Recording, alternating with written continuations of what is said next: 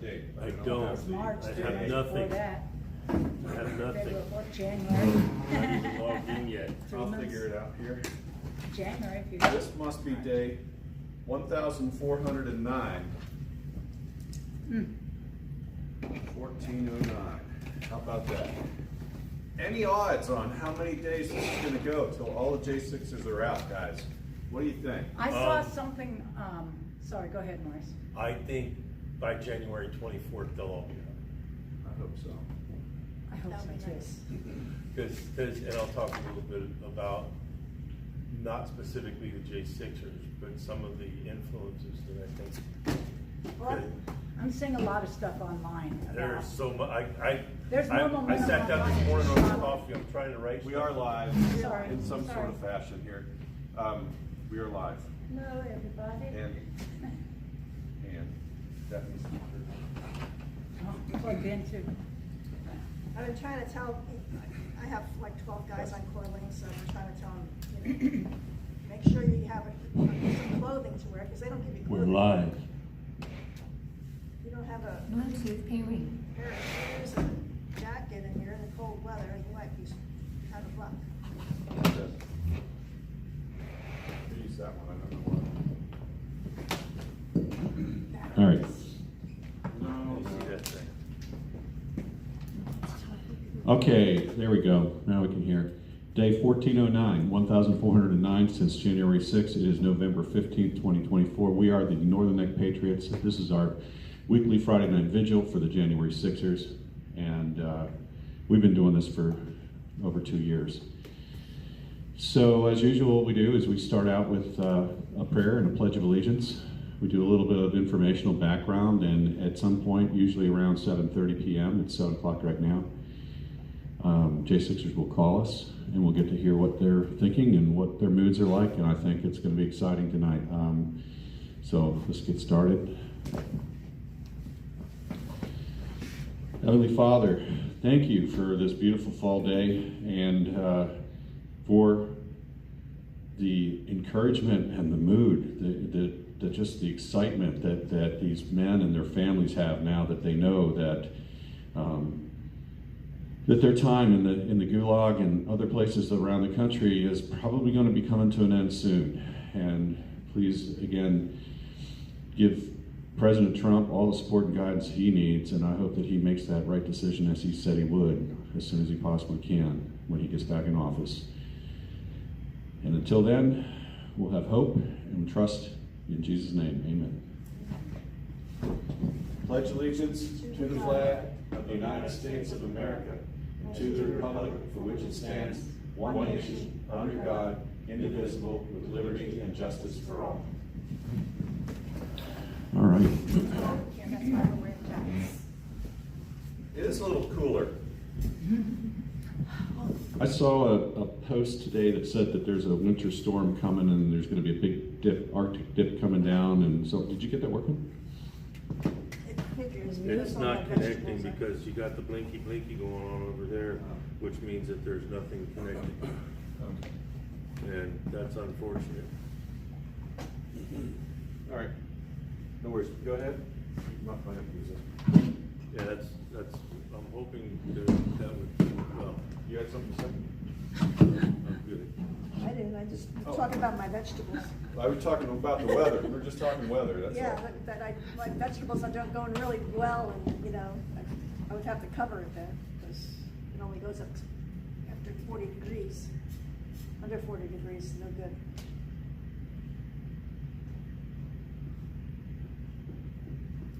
So, I don't mean to be late, folks. Trying to get on here. It's okay. It's been a long freaking week. It's been a This- lot of meetings. 1 week out of the month, Cheryl and I have a whole bunch of stuff on the schedule, and by Friday it gets really old. Yeah, 1 or 2 meetings a night is hard. It's working. Your battery's low, but you're on. Go ahead, I'm sorry. 1 or 2 meetings a night, it's tough. Yeah, a lot of meetings. It still doesn't seem to be coming through. Don't you? Never mind. That's just because your battery, your volume issue is your battery. Yeah, so We had our Patriot meeting on Tuesday this week. That was a good event that we had, and I think that was really exciting because it's the first time we'd come together since after the election, so that went really, really well. And then Wednesday we had a jail board meeting. Yeah. Shall we talk about the jail board meeting? Yeah. Republican All right. meeting that night. Yeah, we'll come back to that then. And Republican meeting Wednesday night. you had a Republican meeting Wednesday night. And then Thursday, Board of Supervisors meeting. Board of Supervisors meeting yesterday, and while you were doing that, I was at King George Tea Party giving them a talk on J6. And then tonight. And here we are. So last night I had James Grant call in, and I had to cut him off because we got started a little late because the DC called in and it was Dominic Box. We got cut off, and we almost didn't have a chance to sing the anthem, but there were about 40 people there from the King George Tea Party in that church. It was the Tabernacle Church up there on Route 3. And that was a really great event. The other thing was special about that is James Davis, who was actually the former chairman of the King George Tea Party, only for a short time, for a period of weeks, I think. And January 6th happened, and he got arrested. And so on his attorney's advice and he stepped down from the King George Tea Party. And hasn't really been all that vocal until now. So he took last night as one of his first opportunities to get up and speak. I think he talked for a half hour, maybe more. He could have spoken for longer, just like Jonathan Mellis and just like others. These guys have a lot to say, a lot to talk about. But we managed to get him in there, so it was great to be able to do that. And he connected with our guys, you know, James and Dominic and the rest. So that was really good.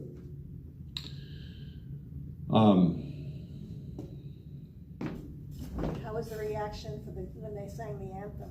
The anthem went well. I messed up. I should have told them that finish up the anthem and then you go USA, USA, USA, fight, fight, fight. So they were a little confused when that was going on, but they rolled with it. But it was inside the DC jail. It was really loud. Now remember, got the integration of the rest of the prisoners in there. And I thought Dominic summed it up really, really well, which was, without really going into a lot of detail, that I know they were concerned about it. And, there could be trouble or fights or whatever. But knowing the caliber of these people that we're dealing with, guess what they did? They integrated them. I mean, I'm not sure they got everybody integrated, but they got them there enough that they're talking together, they're doing things, and actually had basketball games. And played basketball with one another. So that tells me that, it could have been a lot worse than that. It sounds like they're making the best of it and probably going to make some new friends out of all that.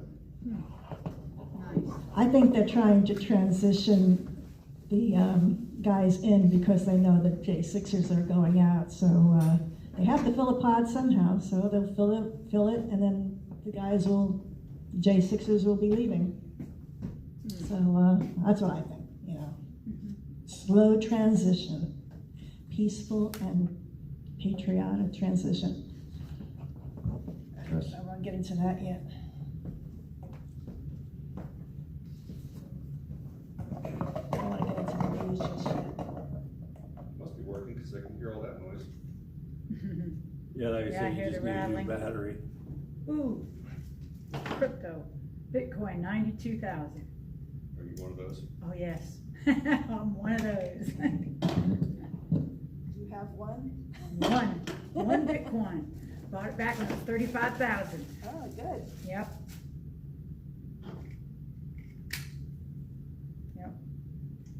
Finally.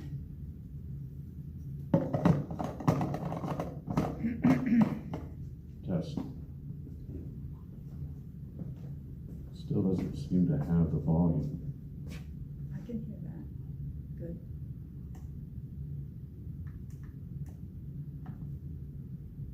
Tom talking to it again. I think you sounded pretty. Test. You sound. I can hear you great. It's rattling around when you're doing it. I mean, The rattles great. You want to talk about Reed Christensen? Yeah, okay. Couple things. We had a call to action about Reed Christensen. He is in Forest City, Arkansas. Hold on, a second. Sacco. Test, test. All right, so, we got a notice the other day about Reed Christensen that he's having problems with, in Arkansas. Before he went into prison, he had 2 strokes. And now that he's been there for a while, he's having a lot of health issues. It's been 3 months since he had his medication for his heart. And also he has dysentery and from eating food at the cafeteria, they say. And that he can barely walk or stand for a long period of time, and he has lost about 35 to 40 pounds. So something has to be done about that. His wife doesn't think he's going to make it to the end of January. So I think we could try to call the prison or say, hey, all these problems are having with him. Can we get him out? Can we get him his medicine? Something. But They have like a thing they call compassionate release. yeah, his wife tried that twice, and he hasn't been able to get out. A petition for compassionate release. Yeah, I mean, Petition. that's basically something what Maurice had gone through. You have to repeat what she's saying, because they won't hear it. They won't hear it. Okay, what did you say? Compassionate release. Compassionate release. Petition. Here at Myra, also, his wife had tried twice to do compassionate release for Reed Christensen, but denied. So what else can we do? Try calling Reed Christensen, Forest City Low, Arkansas. His inmate number is 41762-509. I don't have the telephone number here, but if you go on Patriot Mail Project, you could get that or just look it up. All right. Doesn't sound right, I guess it's working. We haven't done this in a while, so I think I want to do it tonight. I just turned it on. We haven't walked through the names of the people the January 6ers that were here at the Northern Neck Regional Jail in a while, so I think it's time to do that again. And just a reminder to anybody that we missed. I know there were people that went in and out of there very quickly that might not have gotten on the list, but these are the folks that spend any amount of time. So Howard Adams, Zach Alam, Eric Beauchesne, Tim Boehner, Nick Brockhoff, Jeffrey Brown, Mason Corson, Lucas Denny, Israel Easterday, Brandon Fellows, Todd Gardner, David Geetson, James Grant, Matthew Green, Kenneth Harrelson, Albuquerque Head, Brian Jackson, Adam Jackson, Justin Jersey, David Judd, Cash Kelly, Hosea Kenyon, Nick Lageran, Samuel Lazar, Marcus Malley, Mark Mazza, Patrick McCoy, John Mellis, Matthew Miller, Robert Morse, John Munafo, Daryl Neely, Ethan Nordine, William Norwood, Michael Perkins, Dominic Pizzola, Mark Ponder, Ronnie Presley, Mahila Pryor, Chris Quaglin, Barry Ramey, Zach Reel, William Reed, Howard Richardson, Thomas Robertson, Daniel Rodriguez, Jeffrey Sable, Ryan Samsel, Ronald Sandlin, Troy Sargent, Jeffrey Sills, Andrew Taki, Enrique Tario, Curtis Tate, Ricky Wilden, Shane Woods, and Kyle Young. So again, those were the approximately 50 J6ers that went through the Northern Neck Regional Jail. I wanted to just, I don't know, have you guys, I don't know how big of an X following you have, but have you followed any of these J6ers on X? Yeah. One of them that's interesting is Cash Kelly. You know, Cash only was at the Northern Neck Jail for I think 4 days, something like that. And what I remember hearing was that he was such a friendly guy, so interactive with everybody. Like he walked up to everybody, every single person he met, and just introduced himself and started talking. And he was so disarming, you know. I think that he fit in too well, so that's why they moved him out. I don't know. I never did ask him that, but he's doing some podcasting and stuff, and he's got some really cool little things on X. You should follow Cash Kelly. It's really neat. I know James Grant is posting quite a bit on X, and yeah, he's been very active. And by the way, when he spoke last night, he knocked over 2,000 doors for Trump. Wow. He got with a firm that was doing that, but I didn't know it was over 2,000. That's a lot of doors in 2 weeks. That's a heck of a lot of doors. He was posting a couple of times a day, carrying his bundle of door hangers. Yeah, I remember that one post he said he loves it. What did he say? Somebody told him, "You'll never work a day in your life if you love what you're doing." He said, "And I love what I'm doing. I'm annoying Democrats." And so, Yeah, right. Nothing against y'all Democrats, by the way. All right. Well, as usual, let's talk about the recent arrests. NPR website updated a little late today, but I did manage to print it off. As of November 15th, 2024, there have been 1,548 people arrested for January 6th. It looks like there were 6 new arrests this week, or since the last update, I'll say that much. The names I've got: Dennis Wayne Barnes from Austin, Texas, was arrested on November 13th in Austin, Texas. The usual 4 charges, which I'm not going to read. We've heard them enough. They're all basically misdemeanor charges. Anywhere else that would have been a slap on the wrist, and that's it. Emil Kozula, E-M-I-L, Kozula, 41 years old, from Palo Hills, Illinois. He was arrested on November 7th. So that one looks like there's maybe a couple of... They're doing some cleanup here, so that I retracked the 6 last week. I did hear someone tell me yesterday that there were 2 arrested yesterday, so maybe that'll play out. We'll see.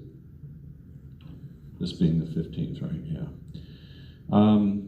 Michael Mallow, Jr., 44 years old, from Oak Lawn, Illinois, was arrested on November 7th. David Slinker from Noblik, Kentucky. That's a heck of a town, Noblik. David Slinker was arrested on October 29th in Noblik, Kentucky. Court documents say Slinker went to Nancy Pelosi's. Oh, Maurice, I don't have the rest of what he did to show more. You'll have to look Nancy him. Pelosi's. He went to Nancy Pelosi's office and allegedly put her laptop in his backpack. The laptop has not been recovered. Now, on this, I just have to make a couple of observations. When you steal a congressperson's laptop, and then all these years later you come back and say, "We haven't found it yet," all I can think of is Hunter's laptop. You know what I'm saying? That's just so broken. Anyways, so I'm going to hand this back to Tom. Maybe we can talk about laptop security a little bit later. That's your kind of thing. Wow, David, how about that? That's famous there. Daniel Van Oaks was arrested. He's 54 years old, from Alpine, Utah. Looks like he was arrested. He was charged by complaint on October 30th, 2024. Does that mean that a phone call can get you arrested? We need to do our homework here on what that means, charged by complaint. Someone ratted him out, I would assume. Enforcement during civil disorder, assaulting, resisting, or impeding certain officers, knowingly entering, and the usual 4. Acts of physical violence in the Capitol building or grounds, knowingly take or attempt to take from the person or presence of another anything of value. That's a charge I have not seen before, so I'm not sure what that was. And then the last one in the update is Leander Antoine Williams, 31 years old, from Savannah, Georgia. He was arrested on November 14th in Savannah. He was a professional football player. I don't know if you know anything more about him, but I saw that on X earlier today that he had been arrested. So that's the updates from NPR. Do you have Leander? Sorry, I just had it. Yeah, I just Williams. mentioned his name. Did you just? Savannah, Georgia. Okay, I missed that because we were chatting. He's a football player. You're welcome to join us up here if you like. Sure. Yeah, we talked about him this morning, right? Yeah, we did. You're a football player? Yeah. Oh, man, it's It is cold. cold outside, except for Yeah, you. he was arrested yesterday. I don't think John Haynes is coming. I think he might have gotten tied up on a story or something. Who knows? Do you have anything else you wanted to just? You were starting, not to put you on the spot, but you were gonna. No. Oh, I do have one thing.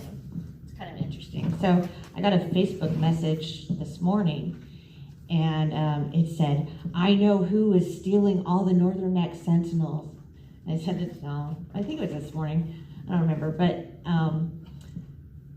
I was like, okay, well, you can, contact John Haynes on the second page is his phone number, like Tom told me, and I got a response saying, "I'll see you at my work later," and I was like, well, who's this? Okay, so it was, I go normally to this store almost every other day, and there's this lady there, and she says, yeah, it's a third grade teacher from one of our elementary schools is going around to the different locations that the Northern Neck Sentinel is at and stealing them and telling people it's propaganda.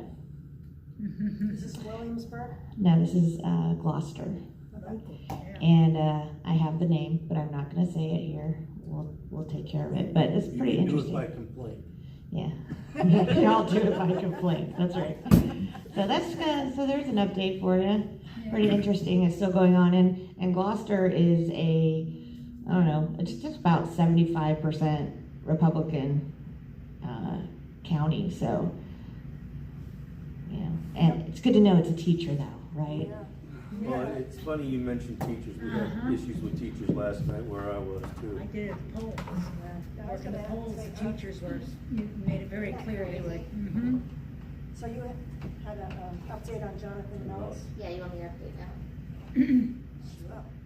It's gonna call later. I don't think that Oh, mic's what's on. that- what- That mic's not on. There you go. Let's stay on the Sentinels stealing. So that was something that happened quite a while ago that John Haynes had to deal with, and they think but this was up here in maybe Lancaster County. I'm not sure where. So yeah, that's happening out there. But as the Sentinel gets a wider reach, I'm not surprised that some dummies would do that. I mean, it's almost like taking political signs out of somebody's yard or something like that. You know what I mean? So I don't know. Just kidding.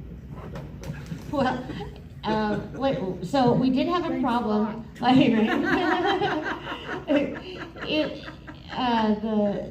We have a paper there called Glow Quips.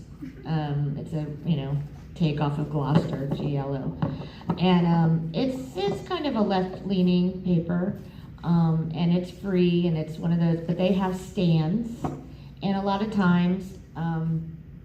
They have these stands that have several different levels on them, right? And it only will say Glow Quips on the one. And so people will put the Sentinel on the other levels. And I guess the Glow Quips was like out of sorts, like don't use our stands. Oh. So, that's what we need to do. We just need to start raising some money for some stands. That's a good idea.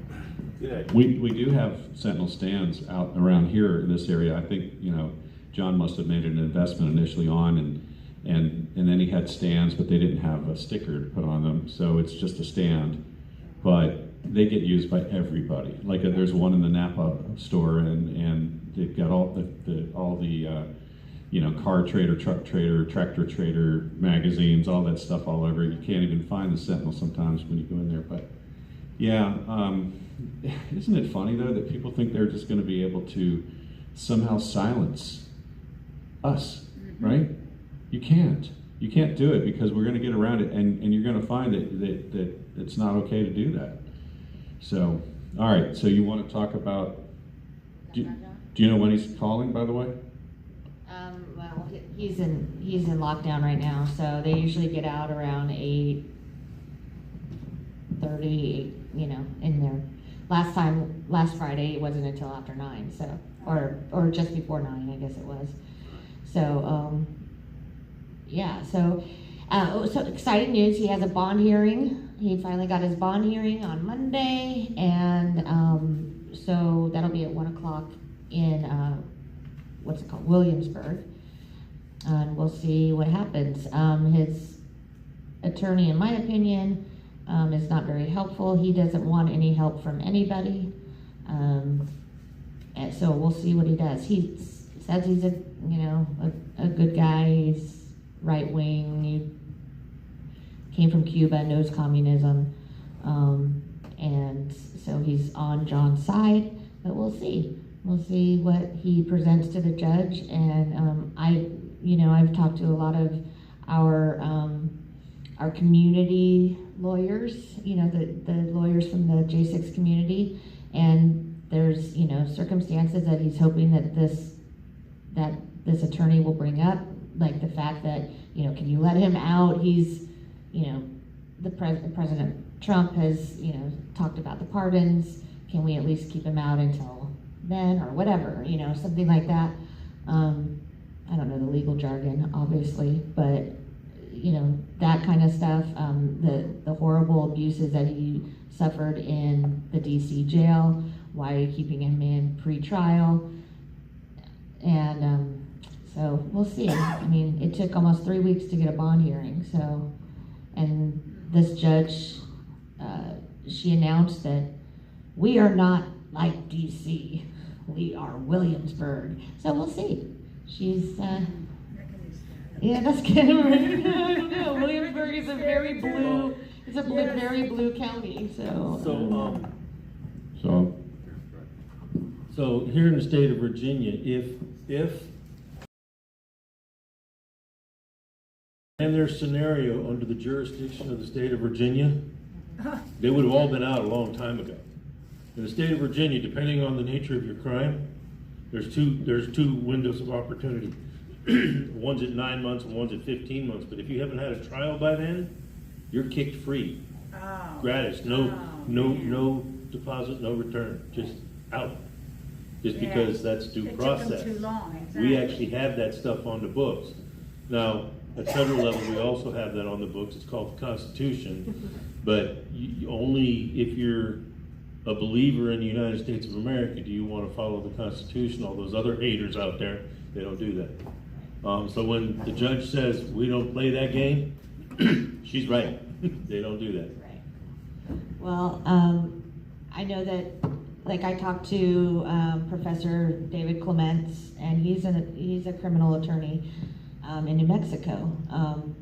So I talked to him. He brought up the case that it could probably be prosecutorial malpractice, because they've had 4 years to bring this up, and they waited a month after he's released.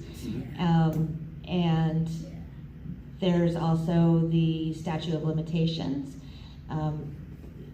Professor Clements did not know whether it was, what the timeline is for. In New Mexico, they have 90 days. So what is it in Virginia? Is it 4.5 years, or is it 3 years? Is it 9 months, or is it 90 days? Like, what is it? So from what I understand, that the probation has been gone through, on the federal level, because Jonathan's pre-trial or pre-sentencing release was, they had brought up the probation, and they said that he was not on probation when he went to January 6th in his pre-sentencing release paperwork. So I don't know. It's all cuckoo. Yeah, it's all cuckoo for Cocoa Puffs. Yeah, that's kind of interesting, because that throws a monkey wrench in my own theory. Because there's scenarios I've seen before where you're on probation, you go off and you participate in something that would violate that probation, but you do it in a different jurisdictional class. And then for as long as that other, in this case, the feds, are dealing with it, the state would leave it alone. And then when the feds are done with you, then the state will come in and do its thing, but there's gonna be a lag time in there. And for a while there, that the whole theory made perfect sense to me, but what you just said is, uh-oh, somebody done dorked up. Well, what did I do? I Push took it it off. There you go. With that, yeah, you're right. Like, you would think that they would just kind of stand out of the way, let them do it, and then come after him. So what I understand is that the prosecution meant to get him before he got out. I don't, and that's, but they decided to wait a month and raid his house. And there's this notion of lifetime probation. Yeah, Yeah. they, So that to me seems like it's a little bit on the unconstitutional side. Well, in probation for Virginia, their rules and everything have changed. I think they got changed in 2021 at some point. oh, But, he'd already been taken off of probation in 2019, in April of 2019. So, So he wasn't saddled with the lifetime No, probation? he was. He was. He was saddled with it. But, so does it matter that the law changed in 21? I don't It's know. not too, I would just be careful of conjecture here with anything. It's all It about sounds- conjecture. We got the right to be wrong. Yeah, okay, good. All right, cool. None of us are legal minds. I am not a lawyer, I am just a wanderer. It's a discussion. but if I were king, exactly. If I were king for just one Yeah, day. don't you see my armchair here? So it's, I don't know, it does, they don't want us to think that it's political, but, the circumstances have to weigh in my thinking that it is. Like, why do you wait a month? You already know that he's getting out. You wait a month and then you raid his house. You Yeah. know he's on federal probation because you obviously know he's gonna get out, right? So you know he's on federal probation, you've talked to or have seen his federal paperwork, his probationary paperwork, otherwise you wouldn't have the address where he's living because he never lived there ever before. Oh, and by the way, if you've got the address and you've waited a month, you can watch and see when he's there before you knock on the door. That's correct, and his car was not there, Right. Ding, ding. and you have his federal probation officer's phone number that, and it's all there that he's checked in, he's done everything he's needed to do. Why would they not have called him? Yeah. Why would they, Why would middle they of the go night? full-blown corrupt Fed on him? When Right. It's just the state of Virginia. Correct, 'Cause It's he's a ugly. J6er. yeah. So that's, to me, in my head, I'm going, meh, meh, meh, political. Red light, Yeah, yeah, so, red rum. pretty crazy. So Monday, does he want us to be there to He wants attend? the room full. He wants people. All right, so people near Williamsburg, Virginia? Anybody out there? Show up. 1 p.m. at the What day is Williamsburg Courthouse. We gotta figure out an this? address This for all coming that. Monday? Monday, a couple days from now. What time? 1 o'clock. 1 p.m. Wanna go? Talk about it. All right, Wanna go? We should go. so let's keep going here. Maurice? Tom? We should go. Sounds like we're gonna go to Williamsburg on Monday. Let's see, I wanna get back, just before I forget, to address it. So last night at the King George Tea Party, and I don't want to steal your thunder, but we were able to raise a little money for the J6 cause. And what I've been doing, you all know I've been talking about Howell Woltz and Justice Denied in his other book, Justice Restored, 10 Steps to End Mass Incarceration in America, all right? So what I've done is I've purchased several of those books, a stack of them, and I offer them up for free, and I have a little donation box there, and all the donations that I collect from now on, or at least in the next month or so of doing this, are going to go to the Christmas fund for January Sixers. So I don't know if you wanted to talk about that now. Every year, the Patriot Mail Project has a Christmas drive to donate, and you donate money to the children for that, the J6 children. And for the past 3 years, they have operated this Christmas drive with the help of the Dogwood Disaster Relief. But since they have the stuff that's going on in Western North Carolina, the Patriot Mail Project is teaming up with the American Gulag Chronicles and collecting donations for the J6ers. So your donation will be processed and go through AGC, and all the donations made will be, there's a link called the patriotmailproject.com, and then when you go into patriotmailproject.com, there's a heading that says 2024 Christmas Drive. And you just go on there and you'll see how you can donate money, and it goes into a pot over in Patriot Mail, and they have a list of the kids that from the J6 kids, and I have been emailing everybody I know, well, the J6ers, to see if they have kids, and if they do, getting all the information so I could register them if they didn't do that already. So I found out a lot of people don't have kids that I contact, so they said, does a dog count, you know? Can I do it for my dog? What about my niece? But anyway, if you have, it's a great project, patriotmailproject.com, easy to do, just go there, 2024 Christmas Drive, donate money.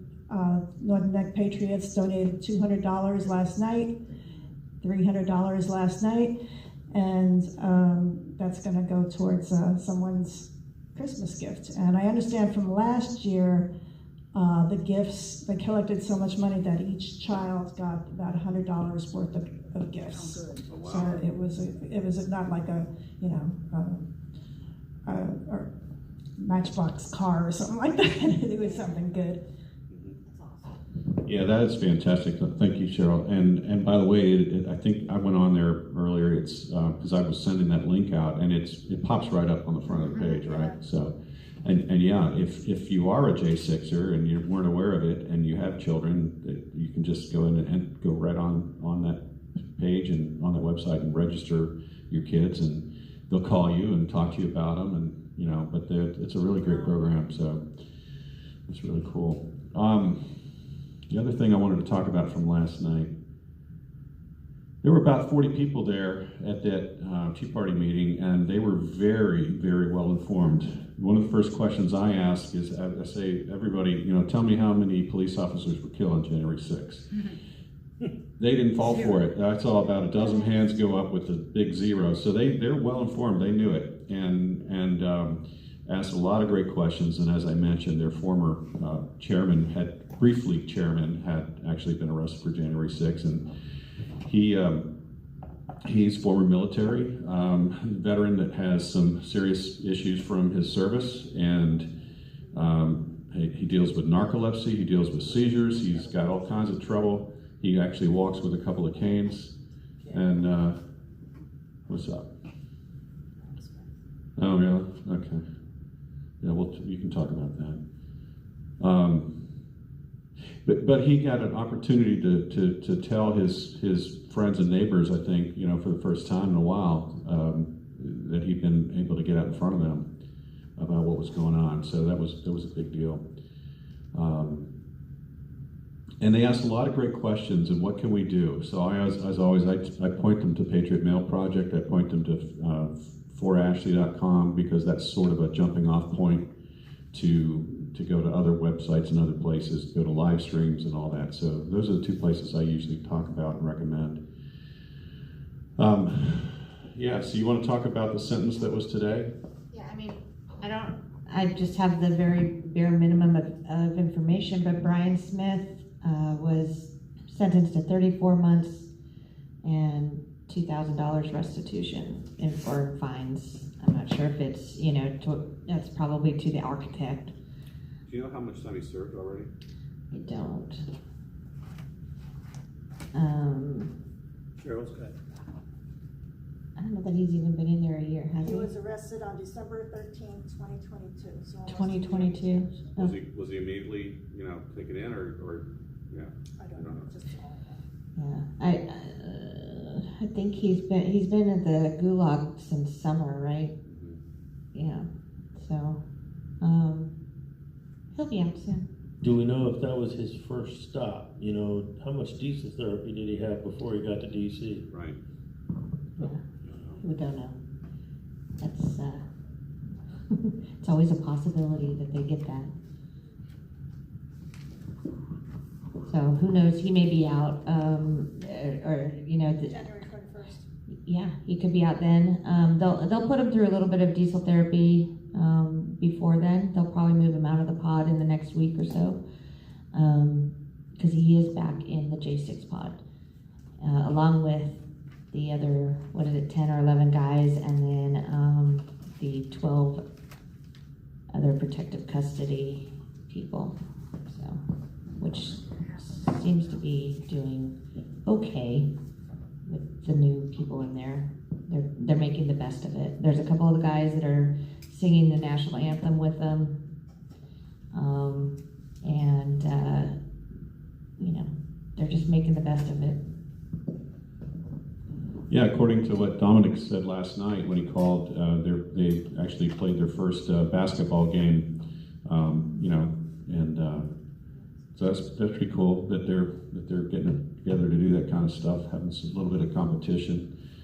No, I'm sure that based upon the caliber of the men that are in that jail, meaning the J6ers, I am not surprised one bit that they figured out a way to, interact with their common man, because that's the one thing, I think that's what Dominic was getting at yesterday, is if you try, you'll find ways to connect with people. So I'm sure that they did it. And all right, I want to get a little bit of stuff here going. This is a post from Julie Kelly from just a couple days ago, and this gives you something to be a little bit cheerful about, I think. And I'm feeling really hopeful about a lot of things right now that are happening, and I know it has to do with the Trump appointments and that kind of stuff. That's pretty big stuff. But how about 2 federal judges that are J6 trial judges that have said that they are not going to continue to pursue trials between now and January 20th because they know that these people are going to be pardoned by President Trump. Contreras and Nichols and Contreras, thank you. Yep. So now, unfortunately, Moss was the judge today that Brian had to face. But so Brian did actually, go through with that sentence, and I think there was someone was stepped back. someone yesterday one, yeah. But anyway, this article from Julie Kelly is entitled "Rats Flee Sinking DOJ Ship." The scales of justice had a chance to recalibrate following Donald Trump's resounding victory and the departure of key figures at the Biden-Harris Department of Justice. The New York Times today confirmed Special Counsel Jack Smith and his team of prosecutors plan to resign before Donald Trump takes office in January. In what must have been a painful article to write, Devlin Barrett and Glenn Thrush, 2 reliable mouthpieces for the Department of Justice, said Smith's office is drawing up its plan for how to end the cases against the incoming president. It is also unclear whether Smith will file a confidential report summarizing the special counsel's work, a requirement under the DOJ special counsel rules. Smith further finds himself on the defensive, according to the Times, as House Republicans prepare to investigate the investigators. Republican lawmakers told Justice Department officials who had worked on the Trump cases to preserve all their communication for investigators. That is a sure sign that a new balance of power in Washington will make Mr. Smith among those being hunted by congressional investigators and others. Smith's double-barreled pursuit of Trump, he filed unprecedented federal indictments against the incoming president in Washington for the events of January 6th and in southern Florida related to Trump's alleged hoarding of national defense secrets, ends with, sorry about that, it's hard to read. Smith's double-barreled pursuit of Trump ends with a whisper, not a bang, a result the regime, media, and Democrats in Washington never envisioned. For 2 years, cable news hosts and self-described legal experts hung on Smith's every move in court, salivating over the vision of the war crimes prosecutor hauling their longtime nemesis off to the gulag in handcuffs in an orange jumpsuit. Not only did that scenario never come to fruition, Smith himself is now the target of a potential criminal investigation. Representatives Jim Jordan and Barry Loudermilk sent a letter to Smith last week demanding the preservation of all records. Jordan further indicated during a recent interview that as chairman of the House Judiciary Committee, he may ask Smith to publicly testify.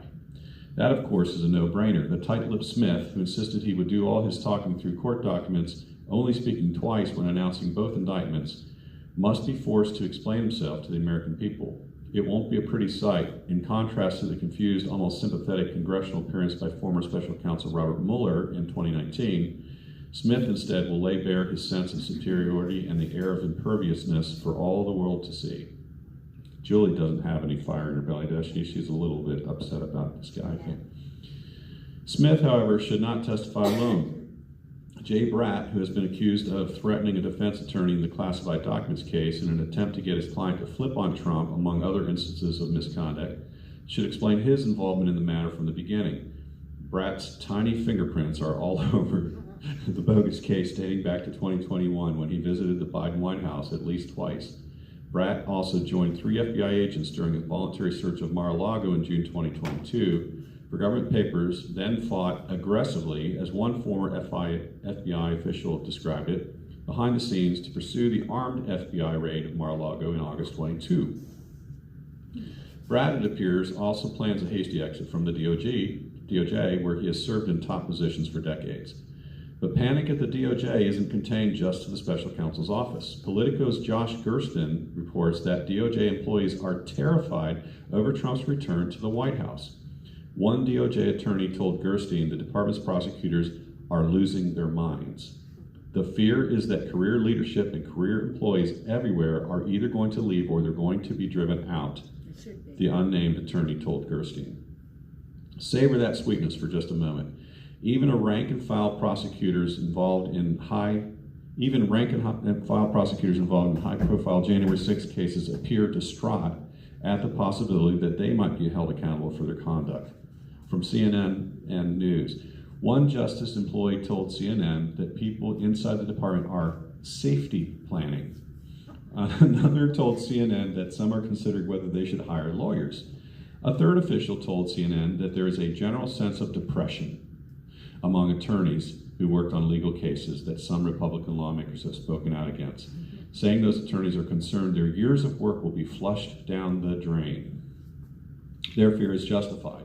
In case after case, defense attorneys determined prosecutors had withheld exculpatory evidence required under the Brady Rule and violated due process rights of J6 defendants. Prosecutors also systematically misused a post-Enron document shredding statute to turn otherwise nonviolent protesters into lifelong felons. In June of 2024, the Supreme Court concluded the DOJ unlawfully applied 18 U.S.C. 1512 C2, obstruction of an official proceeding, in J6 cases, but not before hundreds were charged and over 100 sent to prison. In fact, the entire Capitol siege investigation, as the DOJ calls it, represents an egregious example of selective prosecution, since no other group of political protesters in U.S. history has been subjected to the type of federal charges levied against J6ers. Let that sink in, that paragraph. Yeah, you can even go back to the Watts riots, the Rodney King days. This is unprecedented. Yeah. No, the protesters and let's face it, when you can throw a Molotov cocktail at a cop car, nothing. Nothing. Nothing, yeah. But and by the way, I don't know if you noticed or not, there was a whole bunch of people that got killed in the Summer of Love. Right. And nothing. Right. And here's the last paragraph. So she heads it, barbarians at the gates. G-A-E-T-T. Gates. GTZ. One can only assume the exodus from the DOJ will accelerate after Trump announced he will nominate Florida Representative Matt Gaetz as Attorney General. The nomination appeared to shock even Trump insiders. Gaetz' name never surfaced as a possible contender. Gaetz is a pit bull with a long record of confronting bad actors in the DOJ, including FBI Director Christopher Wray. He also reportedly will resign before he's fired on January 20th. Gaetz has been an outspoken defender of J6ers and likely will champion the cause to pardon them next year. If anyone can chase more rats out of the DOJ, it is Gaetz. You know, that there's, of course, the shrinking media is all about smearing Gaetz. I think there's like sexual harassment and trafficking against Gaetz and the choice for the SecDef. And I think it's interesting that the only accusations they make are the ones that they're guilty of. Right. Sexual abuse and sex trafficking. They haven't made, oh, you beat your wife or anything like that. There's none of that. It's just all about the sex, typical of the left. But, you know, we've got this new head majority leader in the Senate, and people are skeptical, rightfully so. And there's this need for, everybody's talking about recess, making the appointments in a recess. And there's a lot to that, because there's a couple of paths to get there. And I don't know how many folks observe X-22 or anything like that, but there was one that Dave presented last night that kind of says this could work out. And apparently, you know how the left is used like these really archaic, centuries-old laws on occasion? Right. Well, what's good for the goose? So there's this thing on the books from the late 1700s, early 1800s. I forget exactly what year it got put there. It's only been used once. And the effect of it is basically the Speaker of the House sends a notification over to the Senate that desires that both chambers go on recess. If the Senate doesn't want to go on recess, then they don't agree. And if they don't agree, the president gets to make the decision. Oh. So they're going to go into recess because there's nothing that can stop that. It's just an interesting That's call. funny. Yeah, I Did like you it. see the video of Thomas Massey? He was going up the escalator, and the reporters were going nuts, and they're saying, "What do you think about Matt Gaetz?" And he says, they said, "Are you gonna approve him or whatever?" And he goes, "We'll be in recess." And he looked at him and he said, "He's the AG, suck it up." Yeah. Yeah. Yeah. Go, Thomas. So some of this stuff, the way it's falling out, and there's other things, like, so if they don't go on recess, Matt Gaetz has already resigned from the House. So if they don't go on recess and they refuse to confirm Matt Gaetz, well, Marco Rubio is a senator from Florida. He's going to get selected and confirmed without any problem. So there's an opportunity for the governor of Florida to reappoint Mr. Gaetz as a senator to fill Rubio's seat. Yeah. So it's like, no matter how it goes, They're going to come out on top. it's all going to work out in the end. Now, I don't know what the backup plans are for any of these things, because it's the dream team right now. And I think it's funny, like you can talk about like Elon Musk and Vivek, everybody's going, that position doesn't even exist. It's like, have you ever heard of a consultant? Yeah, I saw a comment similar to that with, it had to do with DOGE, right, DOGE, the Department of Governmental Efficiency. Why do we need another department if we're trying to get, for that exact reason? Because the departments that have been built up over time are made to be wasteful. So this is what this is about. And by the way, Trump had his track record. I don't know the exact numbers, but I think he had claimed that he would, for every new regulation, he would peel away 2 or something like that. But in the end, I think it was something like for every one new one, there were 7 that were taken away. It was some large number. Yeah, the first administration, yeah, there was a whole around. bunch of them. They overachieved. So Pocahontas put a tweet out, and she said, there's 2 millionaires that are going to be running this agency or this, and how is that efficient? And I think it was either Elon or Vivek that came back and said, well, we're both working for free, so there, we win. Right, and so that's another indication that it's not really an official on the books department, because you can't do that under government rules. You can't have people working free, but you can't have consultants volunteering. You can have citizens work. That's another thing people don't understand. Citizens can really truly participate in the government at every level, and this is the part where people just don't know what they have. Right. You got everything you need, you just don't know. I've been doing that for better than a year now over in Northumberland County, and truly, one person can make a difference. Everybody ought to try. Well, one thing that's interesting that people don't, talk about is with government is how, in the beginning of our country, government was not to be a lifelong appointment or select, like they weren't supposed to, in and out. Wasn't even a paid position. Right. And that's because they kept their own jobs or their own careers and then went up there and worked for the people. And the fact that people are living there full time, they have like 10 addresses because they're so freaking rich that, they can afford all this stuff. It's not right. So I hope we get back to that kind of thing where we're just for the people and then get the heck out. Let somebody else get in there and work it. So. I agree. And that whole notion that, well, back in the day, it wasn't a full-time job. And it seems that now we've got both chambers don't feel like they're doing anything if they're not writing words on paper to make things more restrictive or whatever. They're fabricating laws for no apparent reason. When back in the day, you didn't even call a session unless there was something that needed to be addressed. Well, and they don't work.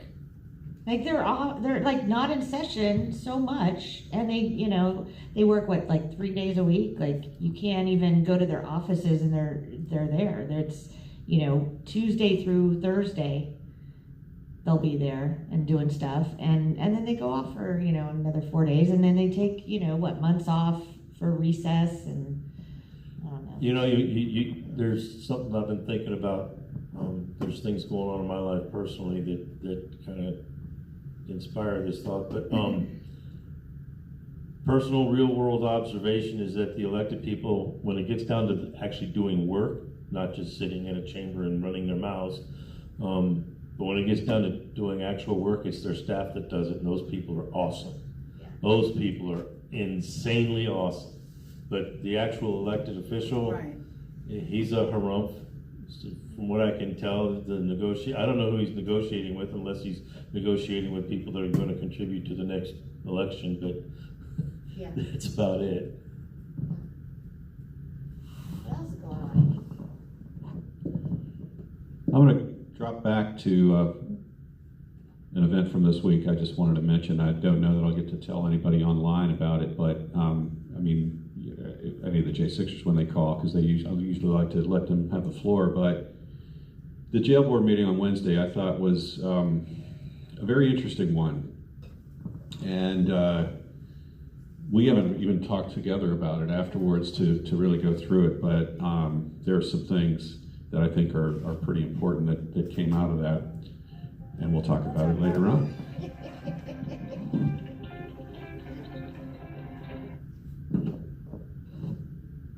Hello, this is a prepaid call from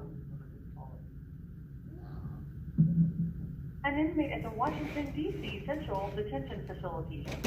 To accept this call, press 0. To refuse this call, your current balance is $36.09. This call is from a correction facility and is subject to monitoring and recording. Thank you for using Global Telling. Hello, Hey, what's happening? Hey, Jonathan. Hey. Jonathan. how you doing? How y'all doing? Oh, I'm doing wonderful. I'm having the time. You are. Best jail experience that I've had so far, to be honest with you. Well, I don't think I've had very many. So, yeah. I'm here with Joseph Hutchinson. He is also on the call. hey, Hello, Joseph. Hey, Joseph. Hi. Hi, Hey, Joseph. Yeah. Is Mr. Tom Jeffers there? hey, I'm here, Joseph. We're all here. I heard you sent me a book. I haven't received it yet, but thank you. Well, I hope you get it soon. I mean, it's really interesting, and actually, a few of you are getting that same book, or a couple of you are getting different ones. So you might have to swap once you read one to the other. But the gentleman's name is Hal Woltz, and he spent 87 months in prison for a crime he did not commit. And he became, I won't ruin the book, but he learned so much from that experience, and he's out here now, these days, fighting for criminal justice reform. So you're gonna hear more about it, because I'm gonna make sure you do. Man, that's awesome. That's good. Yeah. That's, we tell a lot of the guys in here, we're like, we're not gonna forget y'all when we get out. This jail's gonna either change or it's not gonna be around anymore. That's right. Yeah. No, that's what we were talking about. We had some of the people come visit us, and big discussions of jail reform. Yeah, well, it needs to happen. I mean, but guess what? It's been around for years and years, and it's usually the folks that are in the underserved communities that are the ones that have been fighting about it. I mean, think about it. There's so many black folk that are incarcerated in this country, and so they're the ones that sort of have been carrying the torch, but they haven't gotten very far, and you guys, they mess with the wrong bunch of people, because you guys are in there taking names, you're writing down events, you're recording what's happening, and you're not going to just forget about it when you come out, because you know it's wrong. So I'm excited about what's going to happen in this country when you guys get free. I'm so excited about it. Are you there? Hello? Darn it! This happened last night. Did they get lost? Are you still there? Can you hear me now? We are having some technical difficulties. Is it their phone? Yeah, this happened last night with Dom. I don't know what it We're was. talking about a certain subject. It could be the subject, Cheryl, but they're still on the line, so I don't know. Well, even if it is about the subject, I think that there's people that work inside the DC jail, as well as many other places, that know that things need to be improved, so. Well, you can't condemn part of a jail and then reopen it and not expect that it's gonna be bad, Right, right? right. The call is still connected, so they may have, You might have some interference or something. there it's gone. Yeah. All right, so that was John Pollock and Joseph Hutchinson, and maybe I shouldn't have talked so much, huh? I don't I know. don't think. No, I think it's probably the reception. They've had some trouble, like I said last night. We almost didn't get to sing the national anthem last evening because my call with Dominic cut off. But So you were talking anyway. about the jail board meeting that you, Oh, you want to go back to jail board? well, before the call came in, that's what. Yeah. So the monthly jail board meeting, which I don't think you guys have missed one in I don't know how many months. You've been to most of them, right? What's everyone? We used to go to them all the time, and then when a lot of us went to them all the time, and then when the new superintendent came in, we kind of backed away a little bit. But here they come again. We'll get it out one day. Yeah. If it's meant to be. That's right.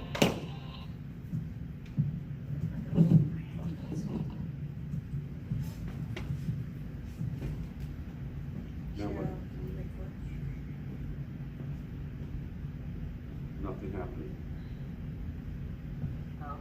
unless we have an interference. Hang up or press 1.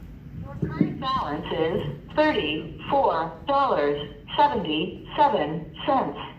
This call is from a collection facility and is subject to monitoring and recording. Thank you for using Global Tellink. Well, hello, we're back. Welcome back. Yeah. Oh, thank you. Yeah, no, they say keep a good dog down. Well, that's Nice. Yes. Yeah. So what you? Yeah. So back to what. Did you lose a battery or something, or what happened? You know? You don't know? No, I don't know what it was because we could still hear y'all. Like we could hear y'all talking the whole time. I don't know what it was because y'all couldn't hear us, but we could hear you. Okay. So I don't know what was happening there. So we just hung up and recalled. Okay. I hope you didn't take it too seriously if we couldn't hear you, but the things we were saying, we didn't really mean them. Yeah. There you go. Yeah. But that's what's crazy, and that's what we were talking about is how, they'll get out and, just be happy to get out of jail, and they're one person, and they'll be fighting, for jail reform, and, but they put 1,500 of us with charges, and I don't know, 600 of us has been in the jail system and the prison system, and we're all grouped together, and we're not criminals. They brought a bunch of people that aren't criminals, that are, God-loving patriots, and threw them all in jail and put us into the system so we can learn the system. And so they're going to be dealing with some serious problems because, patriots don't just give up and lay down. We fight to the very end. And so, they're going to be dealing with some problems after we get out of here. As they should. Well, I think you guys have already made a difference. I mean, I've heard that story over and over again that the J6ers have made differences in facilities where, the other people come up to them and tell them, because you're here, we can see it. I've heard that. Yeah. No, that's awesome. That's good. I know Quagland, he's wrote enough grievances for all of us. Yeah. He's still writing Don't talk them, about it. just so you know. Still right. They've been kicking him out of BOP to BOP. Has he been going to different BOPs? Or are they just leaving him at the same one? Because I had a buddy in Coleman, and he's telling me all the bad things about that place. And he's like, you can't ever get anything done because we have one guy, write up a grievance and complain. He's like, and then they move you 500 miles away from your family. Yeah. Yeah, basically, yeah. If you want to talk about our jail, if you want to whine or complain, we're just going to put you in Alaska or somewhere crazy far away from your family and see how much you like it. And it's like, man, that is such a corrupt, but so many people go through that same exact thing. It's so terrible. Yeah. Wild stuff. But what else we have going on here, Joe? Well, we only talk to y'all once a week, so you didn't know about our basketball games yesterday. The J6ers, we played because they brought SMU guys into here, right? Yeah. So we played basketball, and the J6ers won both games. Oh, Won both games. Yeah. Oh, No black I'm eyes just or saying, anything? Yeah, I got one. This is kind of an embarrassing story, but so Rob threw me the ball. I sprinted down the court. I turned around, he threw it to me. I jump up to catch it, and then one of the other guys from the SMU team goes to jump up and grab the ball in midair in front of me. Well, instead of me just staying with where I thought the ball was going to go, I stuck my hands where his hands were, and the ball goes right underneath my hands and it smacks me in the face. I put it gave me a little bit of a black eye on my eyelid. Yeah, that was unfortunate for him. I should have just trusted in where I thought it was going to be. There you go. Trust. Yeah, no, that's pretty fun stuff. Yeah, we haven't had any problems really with the new visitors. good. Necessarily. So it's been going, as good as it could be, I guess. And so, it's sad that they kind of messed up the J6 pod and started just making it just like all the other ones. But, you know, we're still trying to get the other guys, because they got about 6 other guys that could be in here, other J6ers, but they just will not bring them to the same pod that we're in. I guess because they just want to totally dissolve the J6 pod and just spread us out. Yeah, the new warden, he doesn't, I talked to him, he doesn't too much like us. You know, I'm like, hey, you know, there's actually 10 J6ers here that they could bring up here, and we could have had a pod of like 23 J6ers, which would have filled our whole bottom row like they had wanted, you know? And, well, what do you call it? I told him that, and he was like, I don't see why y'all feel like you should be entitled to your own pod. We're getting rid of that. He's like, there's nothing special about y'all, this, that, and the other, and blah, blah, blah. And so he was just really just trying to, like, I don't know, what's the word I'm looking for? He just really just had a disdain for us. Yeah. No, there you go. So, yeah, I told him, I was like, straight up, I was like, you know, you guys only had 70 days and you had to try to just mess it up. I was like, I don't see you, like, Elon Musk, he told you the hammer of justice is coming and y'all just y'all want to be the nails for the hammer. Keep on poking, see what happens. That's right. Yeah, no, it's terrible. But Lord willing, you know, some of the guys are putting together some stuff, and you know, should be good coming up, especially with the new what is it, Matt Gates, in what he said about the Sixers. Was it Matt Gates? No, it's Nichols, our judge. No, who they put in? Oh, he hasn't said any statements or anything that I know of, unless you heard something different than I did. But he's a new AG, very pro J6er. Yeah. And our judge is coming out, pushing all of his proceedings past the inauguration, which is good. Nichols saying that if they're going to get pardoned anyway, there's no reason to waste any resources on them. Right. So there's some good things going in the J6 direction here. You know, but I did hear that they just arrested an 84-year-old man in Florida for J6. And I'm just going, they said they were only going to go arrest the most egregious cases. Even if they were going to do that, I believe they're wrong in doing so. But what could the possibly, he would have been 80 at the time of January 6th. What did an 80-year-old man do on January 6th that you had to go arrest him? You know, but I think he took a selfie. I think he took a selfie. Man, like, wow. Yeah, took a selfie. The flash from his camera assaulted the officer's eye. And they just, Probably suffers. yeah, that's so messed up. I can't stand stuff like that because it's so, you know, they're about to lose everything they got, but yet they just have to keep pushing, keep just, you know, prosecuting these guys, knowing that they're completely out of line with what they're doing. And especially just, you know, messing with people's families, ruining people's families, taking, you know, fathers and mothers out, and just making them deal with the system for this short amount of time. And it's like, man, y'all are just some serious, cold, just corrupt people to just allow that to happen. Because it's not even just the leaders, but the guys that literally go and arrest them know better than to do that. They could say, no, we're not going to do that, even if it is our orders. We're not going to go just arrest these guys. We know better than that.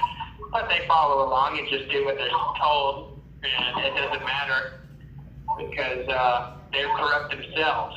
You know, you work for a system that messed up, you have to be corrupt yourself. And so it's, you know, it's so sad that that many guys that are in law enforcement and in the FBI just don't care about the American people. But, Well, man, you know, but I tell you what. I'm sorry, getting some feedback. The whole excuse of just following orders, I'm sorry though, nowadays I think people are going to have a lot less patience for that than they ever did before. Didn't work in The Hague. Yeah, no doubt. Didn't work in It's, Nuremberg. Yeah, now I'm just wondering, we are at the 8:15 when the other guy's going to get on. Do you want us to go ahead and jump off or finish this call out? I just don't know if we're going to interfere with Copeland jumping on. Oh, yeah. No, I think we're good. Okay, because we only were on for a couple minutes. Okay. Yeah, make sure. Yeah. No. But, yeah, no, that's true. You know, I mean, a lot of people use that, what's area? Comparison a lot, you know. It didn't work for the Germans back in the day. I don't think it's going to work now.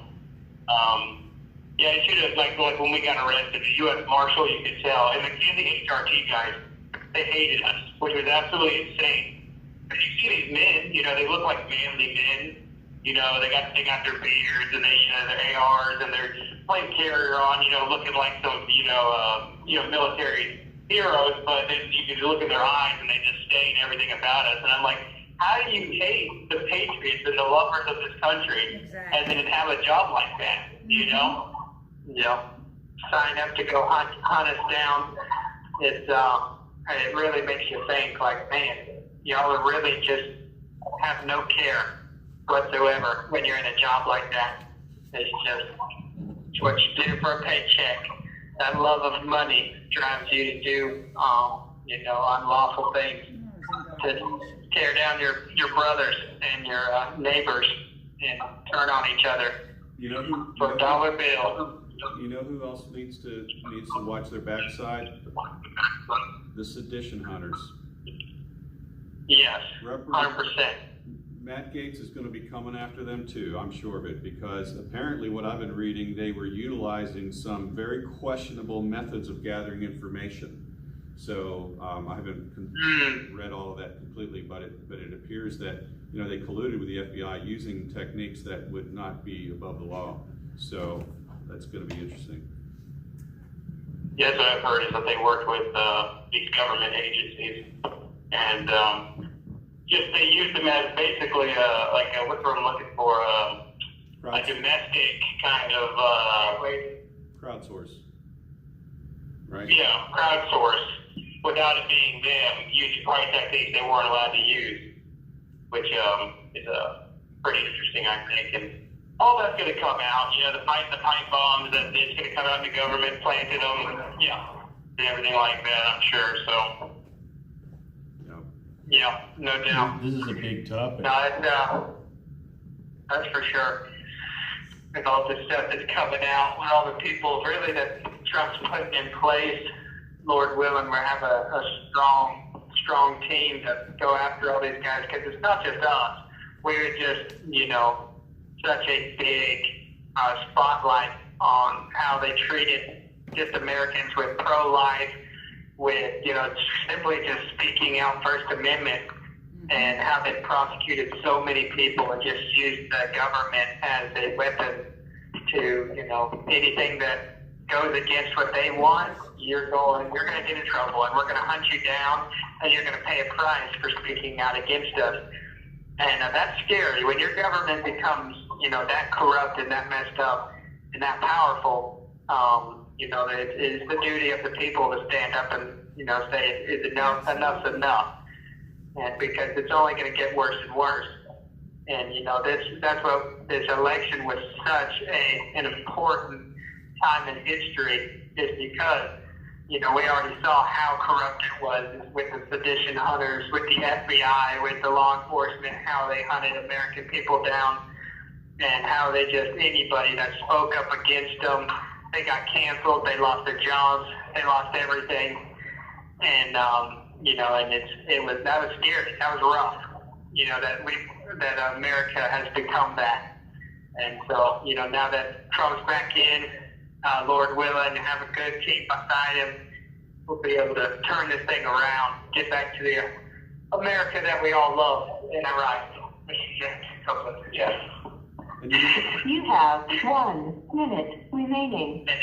Well, oh man, there's the minute. There's the minute. Well, here's the other thing. The sleeping bear that was finally awakened, it's going to stay awake. Yeah. And it's going to be happy to be awake. And we're going to take our country back, and we're going to own it instead of letting them tell us.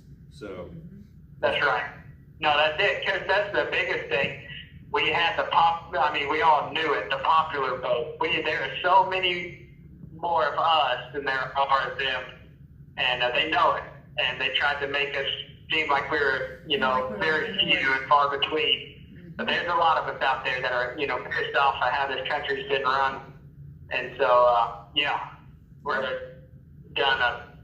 But all right, I guess we'll catch you on the next one. Yes, Time's indeed. up. So thank y'all again for being out there and doing what y'all do. Sounds great. You Giving guys us a voice. stay safe and God bless you guys. Be good, all right? Take care, fellas. All righty, yes, sir. Let's go. Talk to you soon. Bye. Thank you for using Global Tellink.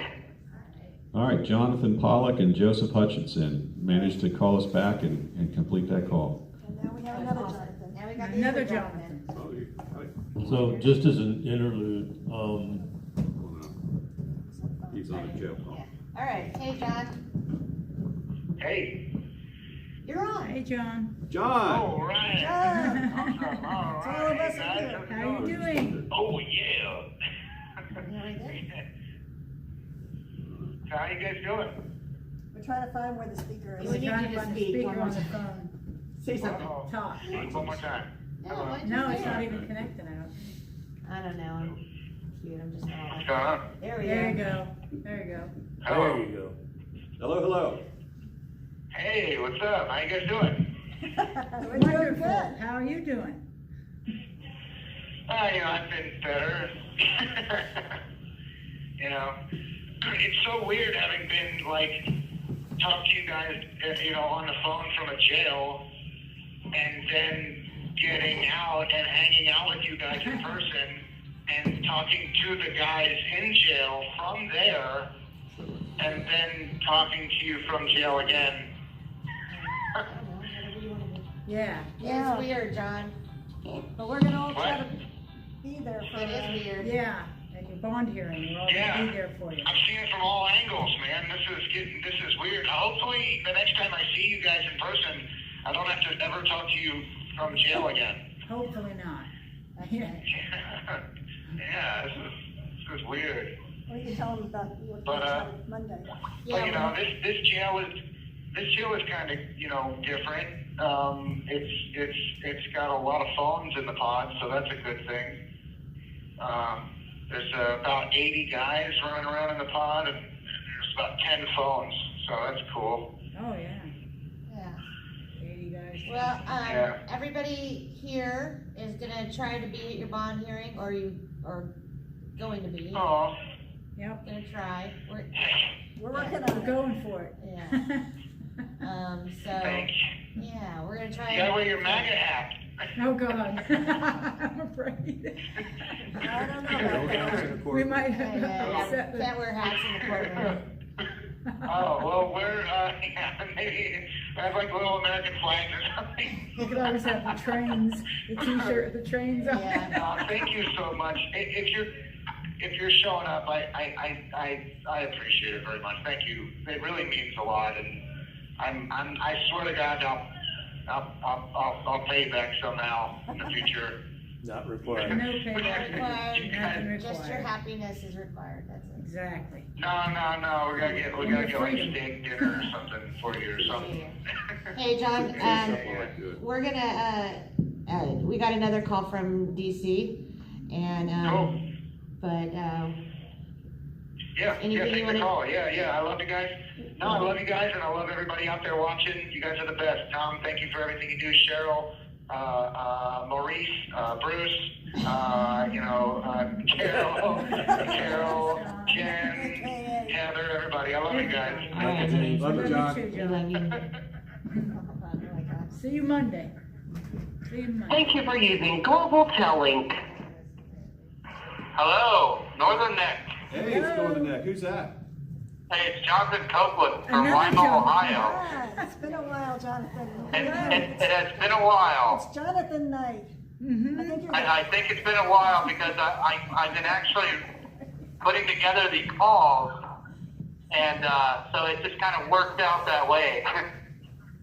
So I'm here, and I missed you guys. How are we doing? We're doing great, and thanks for doing that. I Yes. just missed another call a second ago because John Mellis was speaking on another Just phone, phone, yeah. and so anyway, he says hi to everybody. Mm-hmm. But John Mellis.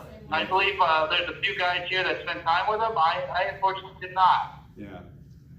So did I mess that call up? I hope not. No. No, He called not in at on all. another phone, but But, Okay. so I neglected to pick up a call. I don't know if that was you a minute ago and you That just. was me. Okay. That was me. I just call back twice when I don't get an answer sometimes. Okay. Good. Don't You do never that. know. We have a sales system here. Yeah, yeah.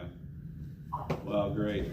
So anyway, we're just extremely excited out here about things that are happening, partly with the appointments and so on that are happening, but you know, the fact that two federal judges decided not to go forward with some of these cases for a while, you know, and just the idea of, you know, the rats fleeing the sinking ship kind of thing. So it's exciting stuff. I mean, it bodes well for you guys, and it bodes well for our country, I think. Yeah, basically the cards are falling down as we speak. The house is crumbling. The foundation has not been able to hold. Things are happening. And we're going to see a lot more. I think we're going to have something for Thanksgiving. I think we're going to have something for Christmas, a little Christmas gift. So, looking forward to that. Yes, indeed. I hope so too. I Yeah. mean, that's a big hope of mine as well. Oh, that so. would be awesome. Yeah. Yep. Have you guys heard anything special other than, you know, there's certain stuff I've heard about the two judges that are kind of working with us, and then I haven't heard much today. I've been kind of busy today. I haven't been able to see no news really. Well, I mean, Jack Smith, that whole thing, that's another one that you know, they're basically going to be, sounds like he's going to be pulling back and you know, maybe even trying to leave government before Trump gets in place. A lot of them are talking about that, maybe even Christopher Wray, others. I was reading an article that Julie Kelly put out, so I give her credit for all that stuff. But Good. yeah, it sounds like the rats are fleeing, you know, hopefully. I mean, there's Maybe other ones they'll that are drown. burrowing in too, so I mean, that's another. I've heard that. Yeah, I've heard that. yeah, so. My friend Brian Smith has something today. Yes, yeah. They were asking for like 10 years. They hit them with 34 months. So that's a big difference than what the DOJ or the government and probation was asking for. And I have a very similar case. They're asking for 130 wild, out of their mind months. Wow. You know, I had a plea deal for 3 years, and I said no. I'm going all the way. Try. Yep. So they're going to say 130 months and probably get to somewhere around. That's probably what's going to happen. It's going to be like Brian, 34 months, something like that. You know, So when is your they're out of their mind. When is, My sentencing actually was November 22nd. Oh. That's why, but we worked hard to get things. Well, things had to get pushed back, regardless of what reason. But so we have a date. The minute order is saying no later than January 7th. So we believe that they're going to try to sentence me on January 6th. Right. oh, no kidding. So, no kidding. That is, Well, that's going to That's- be Patriot Day in the future. That's I mean, right. so it's going to January be a good 6th. day if that is the case. And Yeah, it'll be a good day to go to court. Yeah.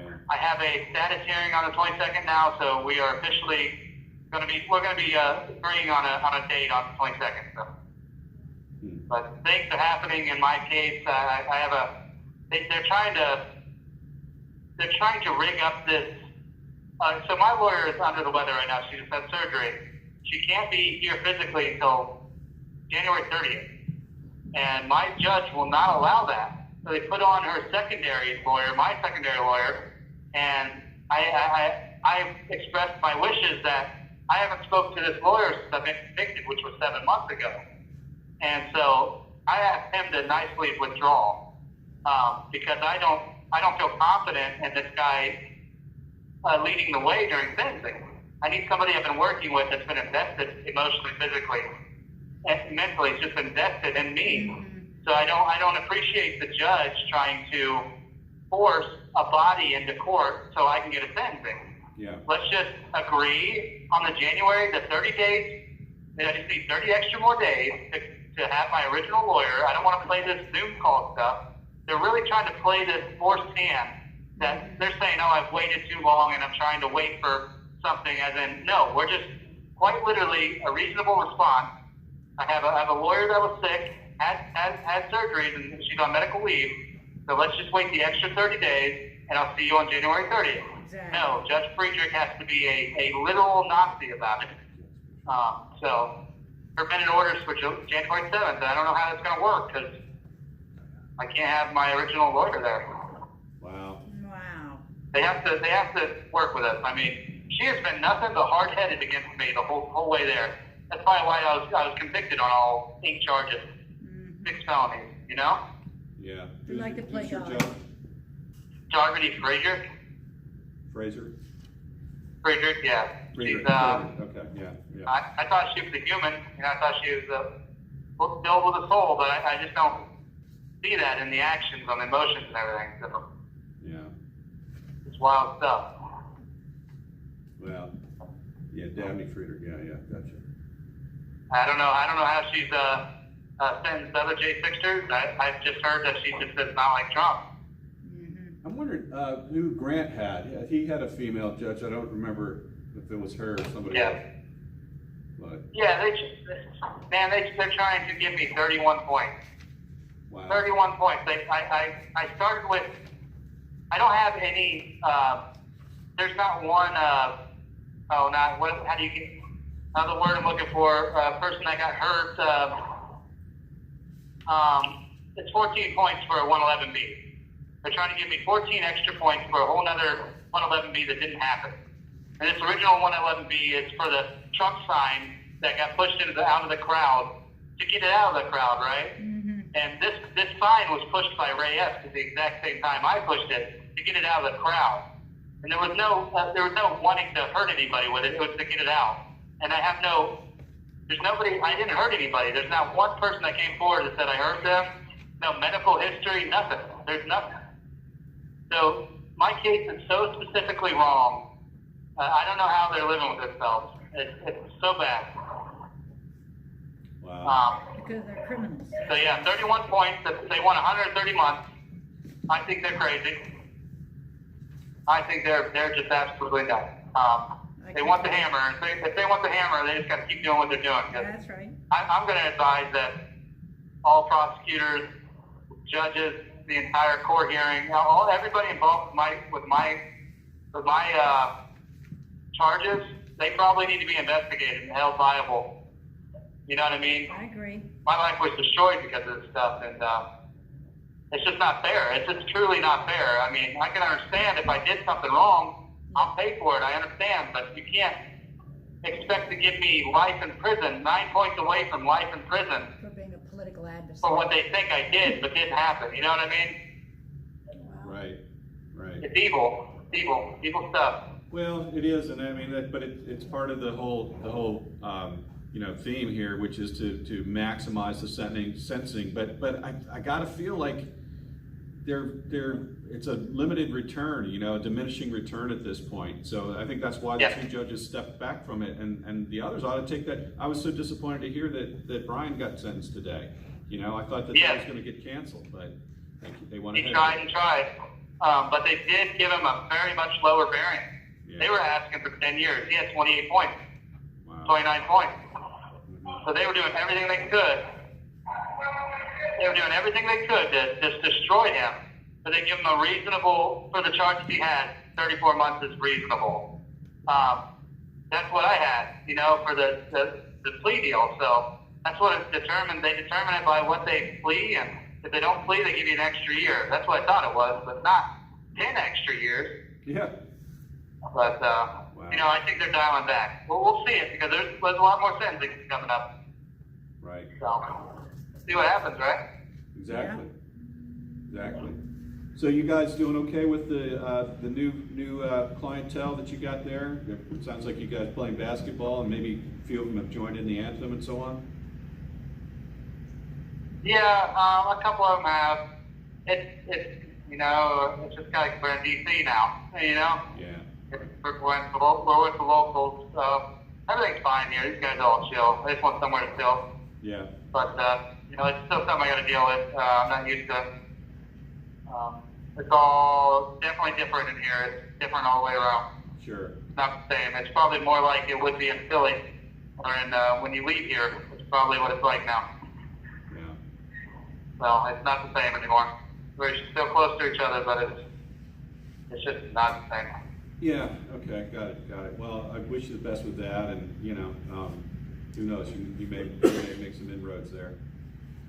So. Yeah, we've definitely there's some friendships happening, but like I said, everyone here has the murder charge. Every single one of them. Okay. I did not. know. Everyone. Wow. All right. Yeah, every last one of them. It's crazy, right? Yeah. You know, so they definitely, yeah. That's probably how it is on the other side, but, you know, it is what it is. They seem to be all right. Most of them have been here 5 years plus.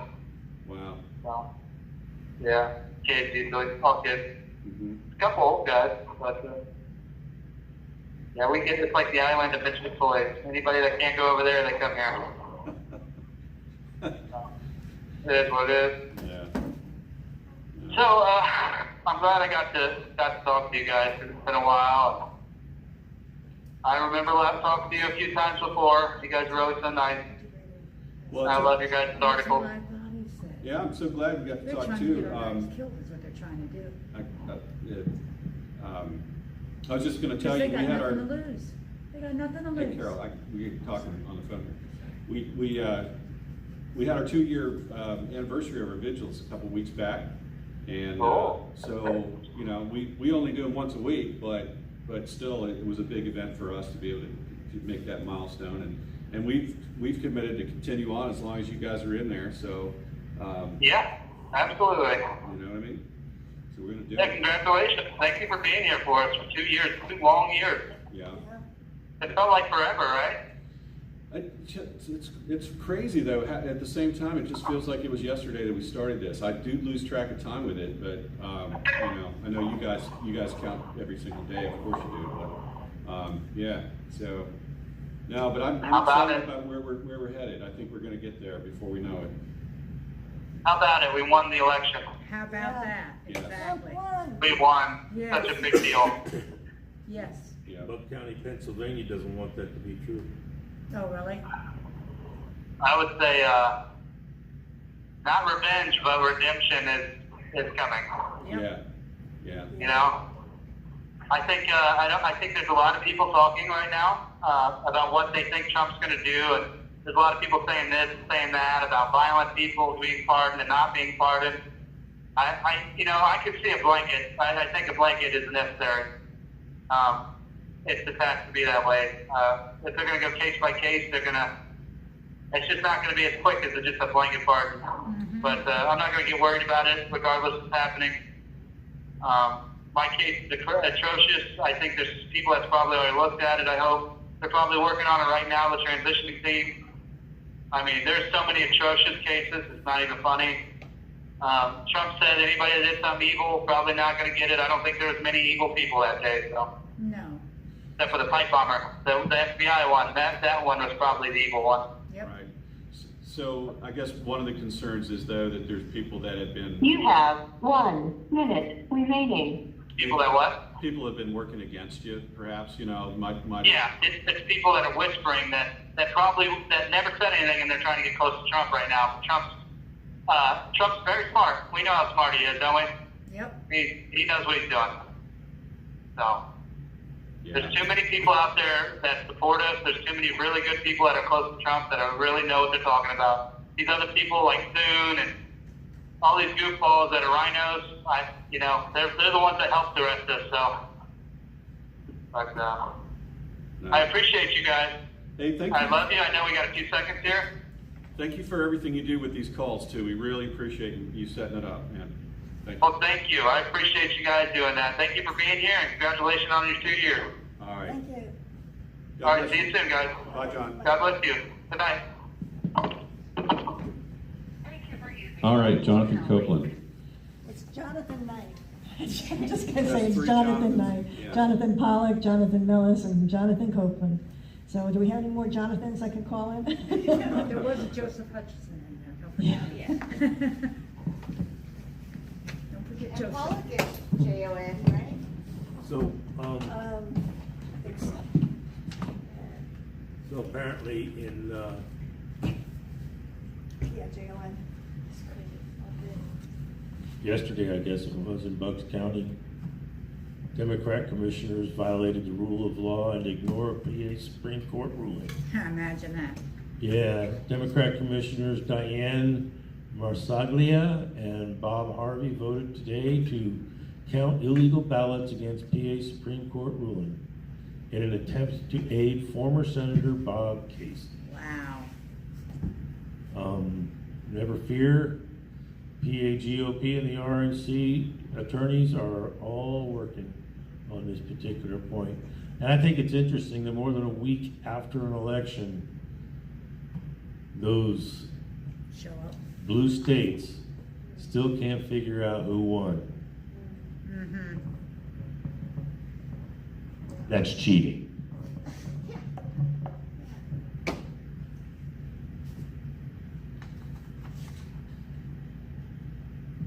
Did he say who was next to call? No, we didn't ask him. Could have done that, huh? It's Yeah, time, we- box is gonna call soon, because it's quarter to. Yeah. Is it? Quarter Yeah, of almost, quarter to 10:40. nine. 8:40. Well, let me get this last story out about Northern Regional Jail. So,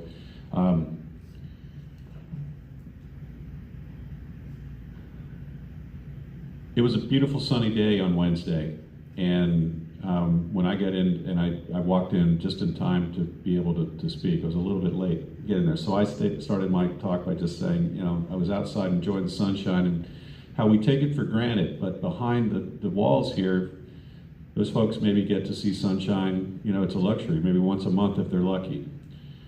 And so I don't remember exactly the way I delivered it, but I basically professed that sunshine is on its way. In case anybody wasn't aware, Donald J. Trump was elected at 47th President of the United States, and he's already said he's going to be pardoning the J6ers. And that means there's about 50 individuals that went through that place that are going to come out and tell their story.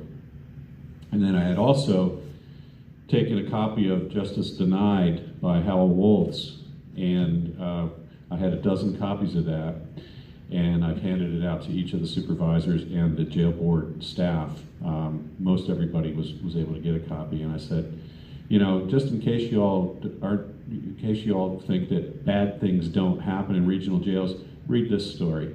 He was in jail for 87 months for a crime he didn't commit, and he saw the whole gamut of what happened. So hopefully some of those people take that home and read it.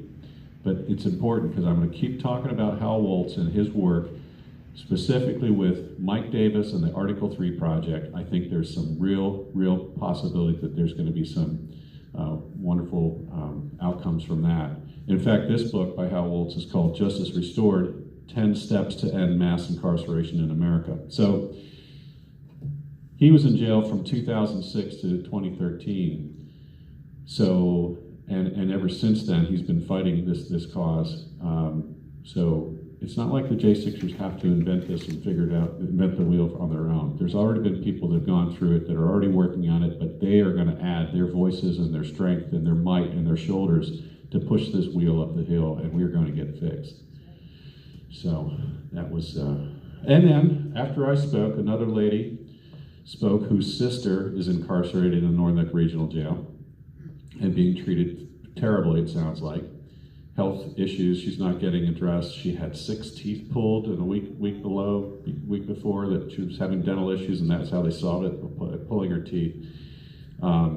She's been charged with fentanyl possession and twice, and had her privileges taken away because of that. So this woman is a true advocate for her sister. She's a firebrand. You know who I'm speaking of. I think you've met her. So that I expect to see great things come out of that. So we have to keep the pressure on, because we can't look away and unsee what these guys saw and what they told us that they saw. Every single one of these stories that we've had for how many years now, talking about the food, the medical care, the disrespect, they ignore them. They don't give them request forms to fill out. You know, it's just awful how they are treated in there. So we got to keep it up.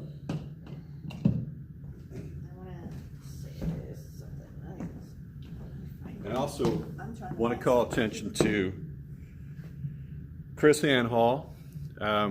She refers to herself as the online constitutional attorney.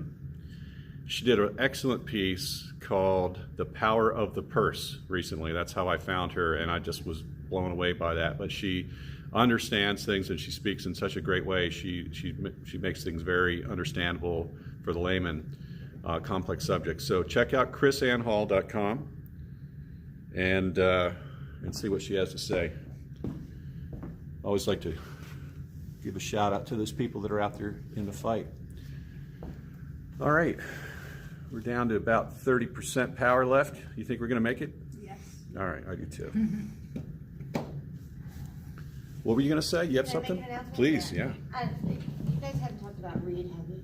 Not A little bit, you could talk more, Okay, probably say it better than me.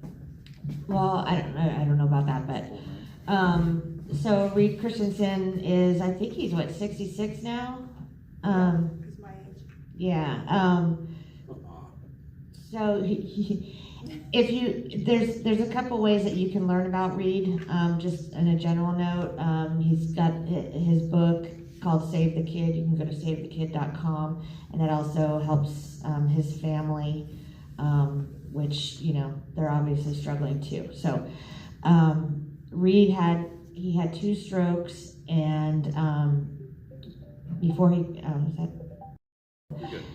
before he got into the jail, and they were all the guys were always worried about Reed, because he, 2 strokes, and they weren't like small little mini strokes. They were actual, like, I think the second one, they didn't know that he was gonna survive it. So he's gone through a lot.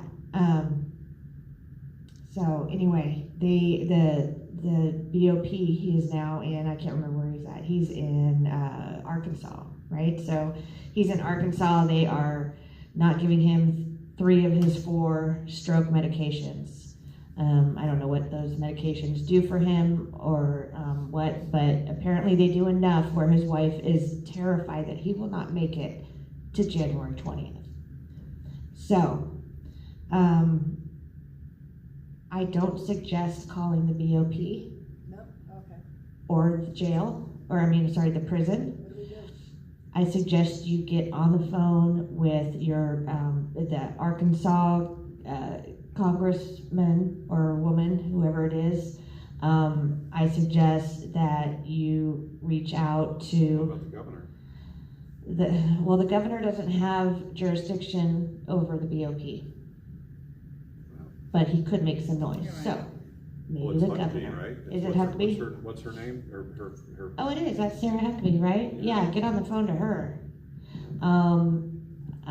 Sorry, I didn't come in equipped, but he all of a sudden fell on my heart. Really, like there's something. So, just let's. Did you read these other things on here, Cheryl? I forgot about those, but that he's lost all this weight and can barely walk. So you can read about him in his book, SaveTheKid.com. You can find it there. You can also go to Jonathan Mellis's Rumble, where he has an interview with Reed, and it's a great interview. And so you can do that, and that's, We Are Good Men is the Rumble channel, or you can find it on his website, which is wearegoodmen.com. So either one of those. But Reed is an amazing man, so please,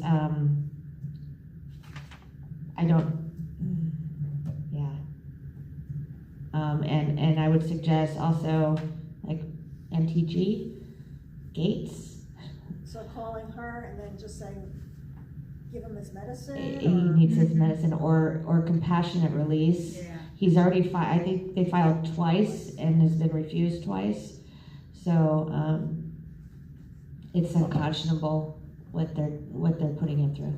So this is a huge problem, because when you get sentenced to incarceration, there's no law that permits, other than policies created by bureaucracies.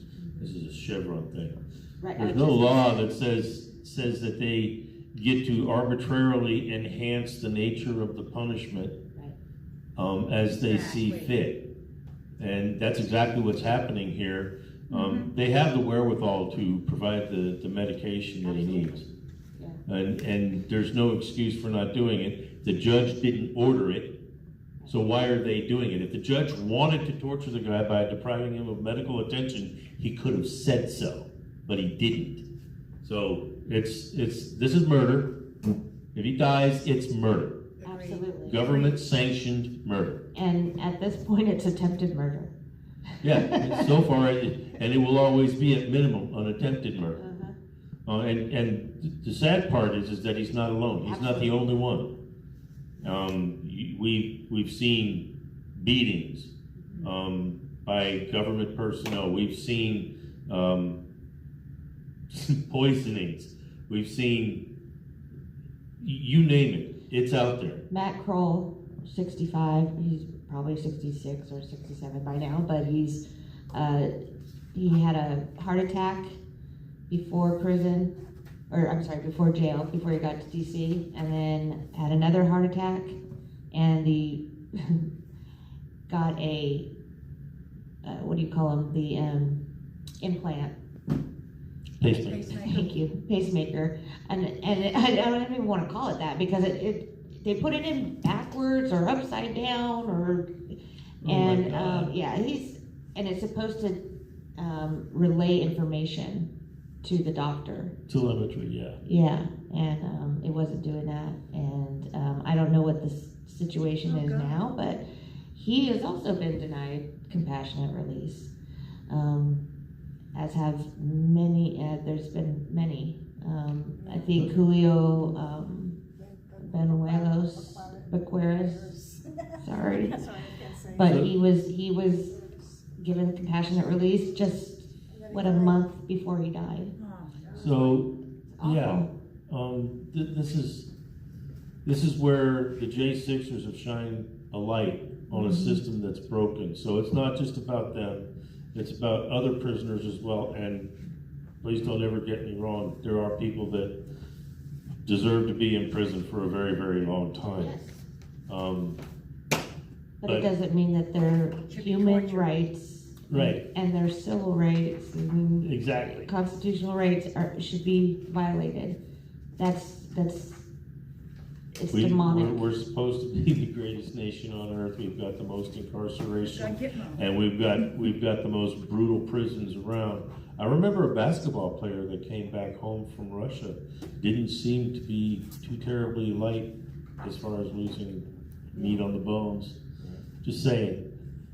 Well, and I've heard Jonathan speak of this a lot recently because he's, when he was still out.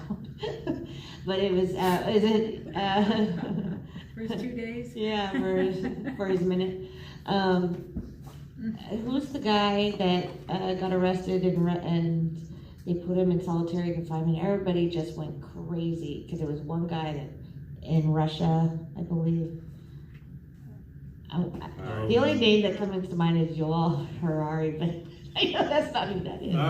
All right, bring it back. Well, anyway, well, no, but everybody went crazy about that, and these guys spent a year in solitary confinement. Yeah. There's other guys that are spending months and weeks, and it's where's the outrage? And so this is J6 in its own shining way is bringing light to this. That's that's what I find the goodness in what has happened. Is that it's going to save a lot of lives. So, I wonder what the likelihood is, once the veil from MSM is removed, that our more liberal-leaning Americans will go, wait a second, that's broken. Are they going to do that ever? I just wonder. Because I think a lot of the problems on that side is because of the mass deception that's been going on. To them, if it goes their way, it's justified. Right.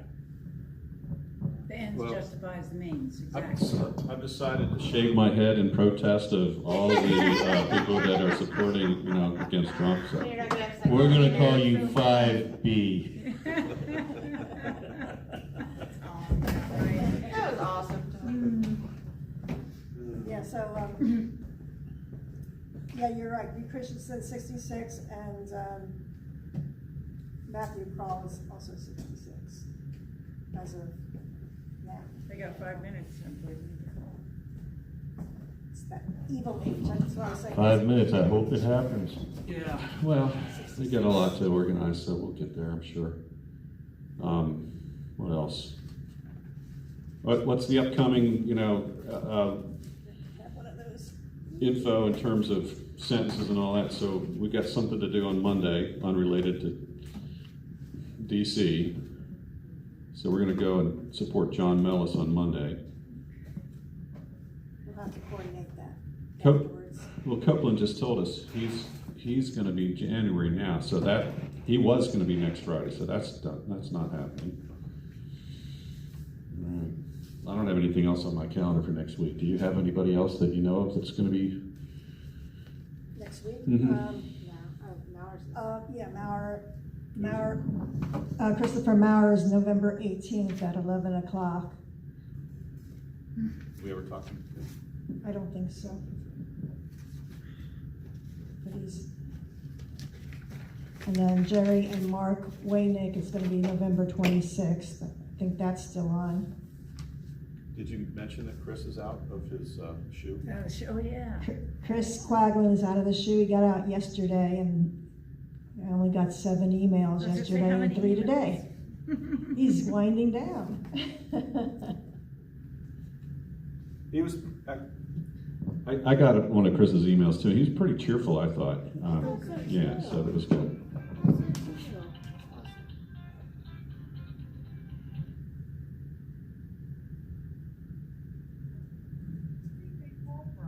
Dominic Fox. There he is.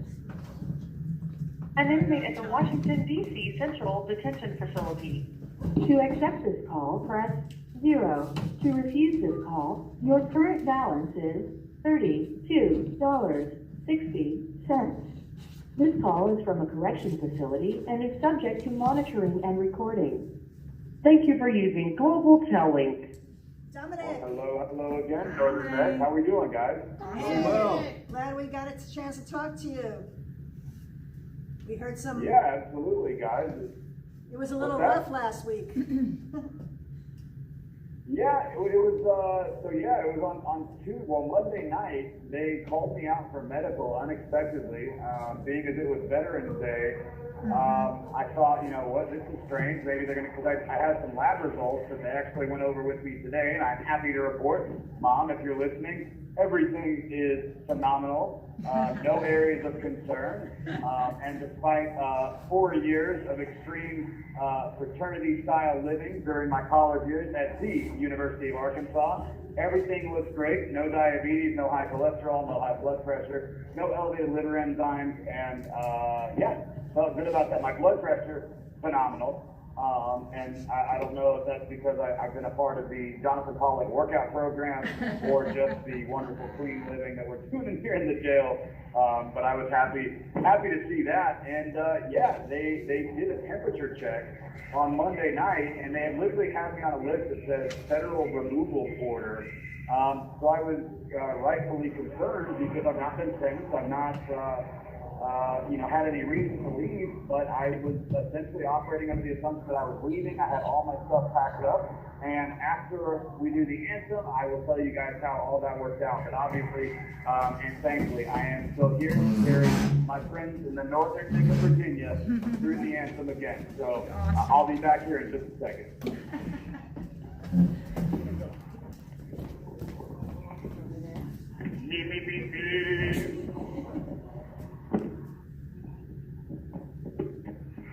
Mike Johnson, Gates is coming for that ass.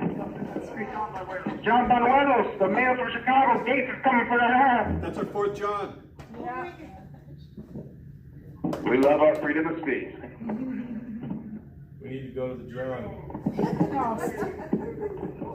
Oh, say, can you see by the dawn's early light what so proudly we hailed at the twilight's last gleaming, whose broad stripes and bright stars through the perilous fight o'er the ramparts we watched were so gallantly streaming, and the rockets' red flag, the bombs bursting in air, gave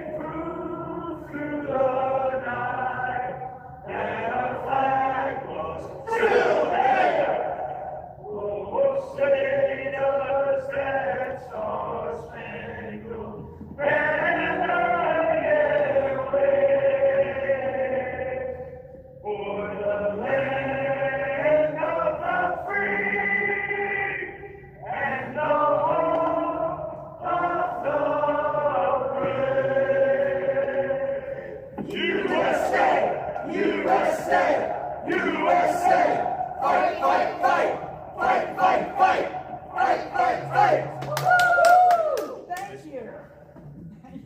Wonderful right. as always. So, yes, still glad to be fighting with my friends and brothers here in the J6 pod and talking to you guys. So to kind of wrap that up, yeah, I had no idea what was going on. I was told by every staff member that there are no mistakes. If you're on that federal removal list, you better pack your things because you're heading out to Fed, as they say here in DC.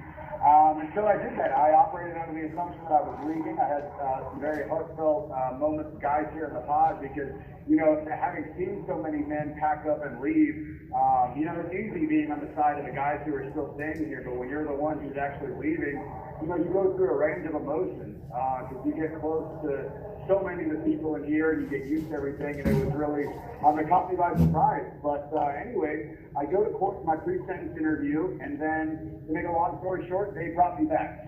Still no answers, still no clarity as to why that happened. But I don't know if it's because, you know, I had an article about, you know, them integrating the pods and they wanted to mess with my head a little bit.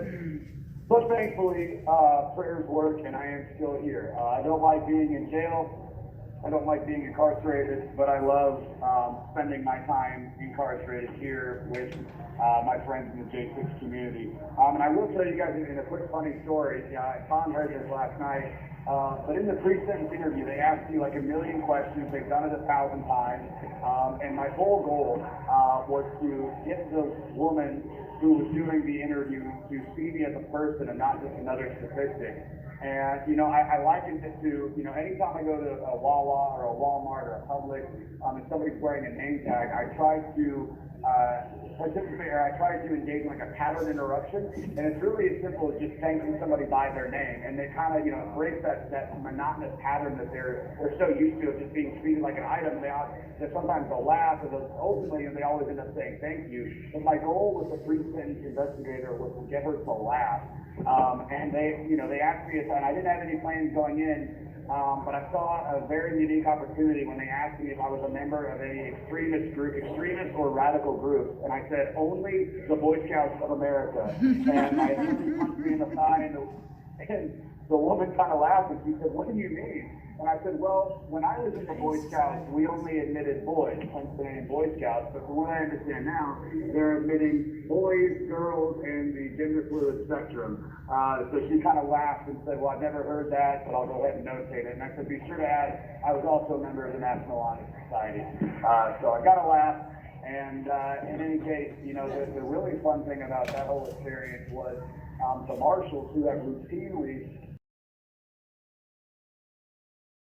the January 6th offender said, "Mr. Box, we see that you're scheduled for sentencing at the end of February." And I said, "Yes, sir." And they said, "Well, I guess this is the last time we'll be seeing you then. Good luck, Godspeed, and congratulations." All right. That was incredible. Yeah. So it was awesome. And I was very happy about that. What doesn't make me happy, guys, and it's okay, you know, it's not everything's good. I've heard that Judas Pence has an article on the Gateway Pundit right now saying that he prays that the January 6th defendants are not pardoned. And I'm also not happy about the fact that I'm sure maybe Jonathan Paul, if he goes to Hutchinson, shared with you guys today, not only are they continuing to arrest January 6th defendants when we know the pardons are coming, but we heard an 84-year-old man was arrested today. And from what I understand, even though it's absurd to continue arresting people, I was told that the Department of Justice and the FBI were only moving forward with the most egregious and violent cases of January 6th conduct. And I don't know, I'm not, you know, I don't want to speak, I don't want to diminish the capabilities of any 80-year-old citizens out there, but if somebody was arrested today at the age of 84 for what they did on January 6th, they were either 80 years old or 81 years old. And I cannot imagine that anyone at that age or that hasn't already been arrested was engaging in any egregious or violent conduct. So I'm wagging my finger at you, Merrick Garland. Again, I'm wagging my finger at you, Chris Wray, and whatever sick tools of the deep state were used to detain and to continue to detain that individual today. We'll pray for him. I don't know his name yet. Hopefully we can get that. We can have some directed prayers. But on that note also, and like I shared last night when I talked to the night folks at the King George Tea Party, they are still continuing to arrest people. We heard that someone was remanded to custody immediately after sentencing. Yesterday or the day before, that 2 individuals in Georgia were still arrested. And though the finish line, this is what I try to tell anybody that I talk to now, is though the finish line is undeniably in sight, and we've got less than 70 days now before we walk out of here, it's disgusting that we are still wasting resources to arrest people for their actions on January 6th. And if their actions were anything like mine, or the overwhelming number of men that I've come into contact with here, they were nothing more than addressing their concern with a fraudulent and stolen election. That is only more validated by the fact that so many million more people somehow voted for Joe Biden than they did for the first fake black Indian female presidential candidate. And it's just, you know, it's frustrating, but I would just ask that everybody out there, again, we don't lose sight of what's still going on, and that we never let the FBI or Department of Justice get away with this egregious, you know, destruction of our civil liberties and human rights. I'm not calling for violence.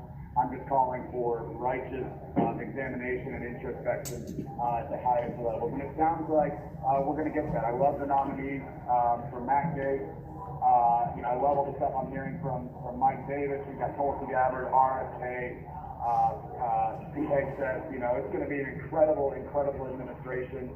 And it sounds like we're going to do whatever we can to get those people into the position that they rightfully deserve to be in. And I'm excited to see what's going to happen. And it's really great to see, you know, we're seeing, you know, anytime I listen, you know, whether it's Glenn Beck, Sean Hannity, Buck and Clay, you know, Buck Sexton, Clay Travis, literally Benny Johnson, literally anytime I turn on the news. And I'm not endorsing any or even all of those media outlets, but the January 6th community is constantly being referenced. And it seems like now, you know, the real debate is between, you know, ultimately centered on, you know, how are the pardons actually going to be issued. And I would like to just go on the record and say that I believe that every January 6th defendant, regardless of their conduct, alleged or pled to, deserved a pardon, because rights were violated across the board.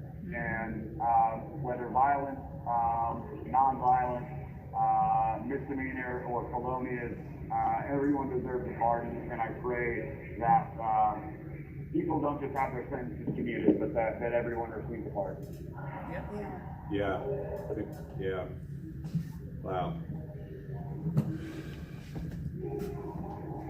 And it's a dicey subject. I know that. You know, it's just, you know, guys like Chris Quagland and David Dempsey, who, you know, undeniably, based on the court record, you know, who they, you know, have more.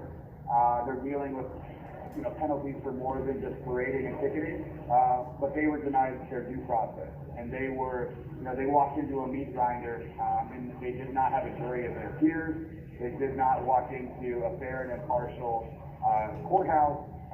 You know, the outcomes were predetermined, it seems like, and you know, if you take a look at Suzanne Monk's book, How to Pardon the J6ers, it spells out, as I'm sure I've mentioned on here before, there are different types of pardons where, you know, if somebody was an instigator or had nefarious intentions, which certainly the Trump administration will be able to determine, they can have pardons for, you know, what they've currently been charged with, but there's nothing stopping further investigations for those. I mean, I'm not going to name any names, but, you know, I will name one name, Ray F. The Ray F. style individuals who we believe, you know, we're operating under a different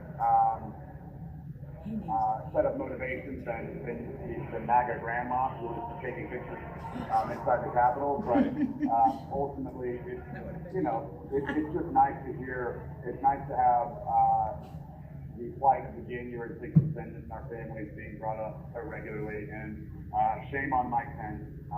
You know, it was funny. I heard that he made those comments at something called the Dispatch Summit, and we all kind of laughed. And you know, Daniel Balton, what is the Dispatch Summit? And I said, I have no idea, but it's clearly for dispatch politicians who never have any place in American politics again. Yeah. And hopefully Liz Cheney was also there, and Adam Kinzinger. Right. You know, Dominic, a thought occurred to me last night that I wanted to share with you is, and you heard that gentleman that spoke with us last night a little bit. More and more people now, because of Trump's election and because of his mention of pardons, more and more people that were uncertain. You have 1 minute remaining. Are now having the courage to come forth. So I think that's another real positive thing. I'll give you the minute back. Sure, yeah, and guys, I wish we had more time to talk. I would love to hear more about James' story. But yeah, guys, it's incredible. As I said last night, Trump said in 2015 and 2016, you're going to get so tired of all the winning. We're going to win so much, so often. And I can tell you, I'm not tired of the winning. It's just nice to have so many wins stacking up. And we're just at the beginning, guys. We have such a bright future ahead of us.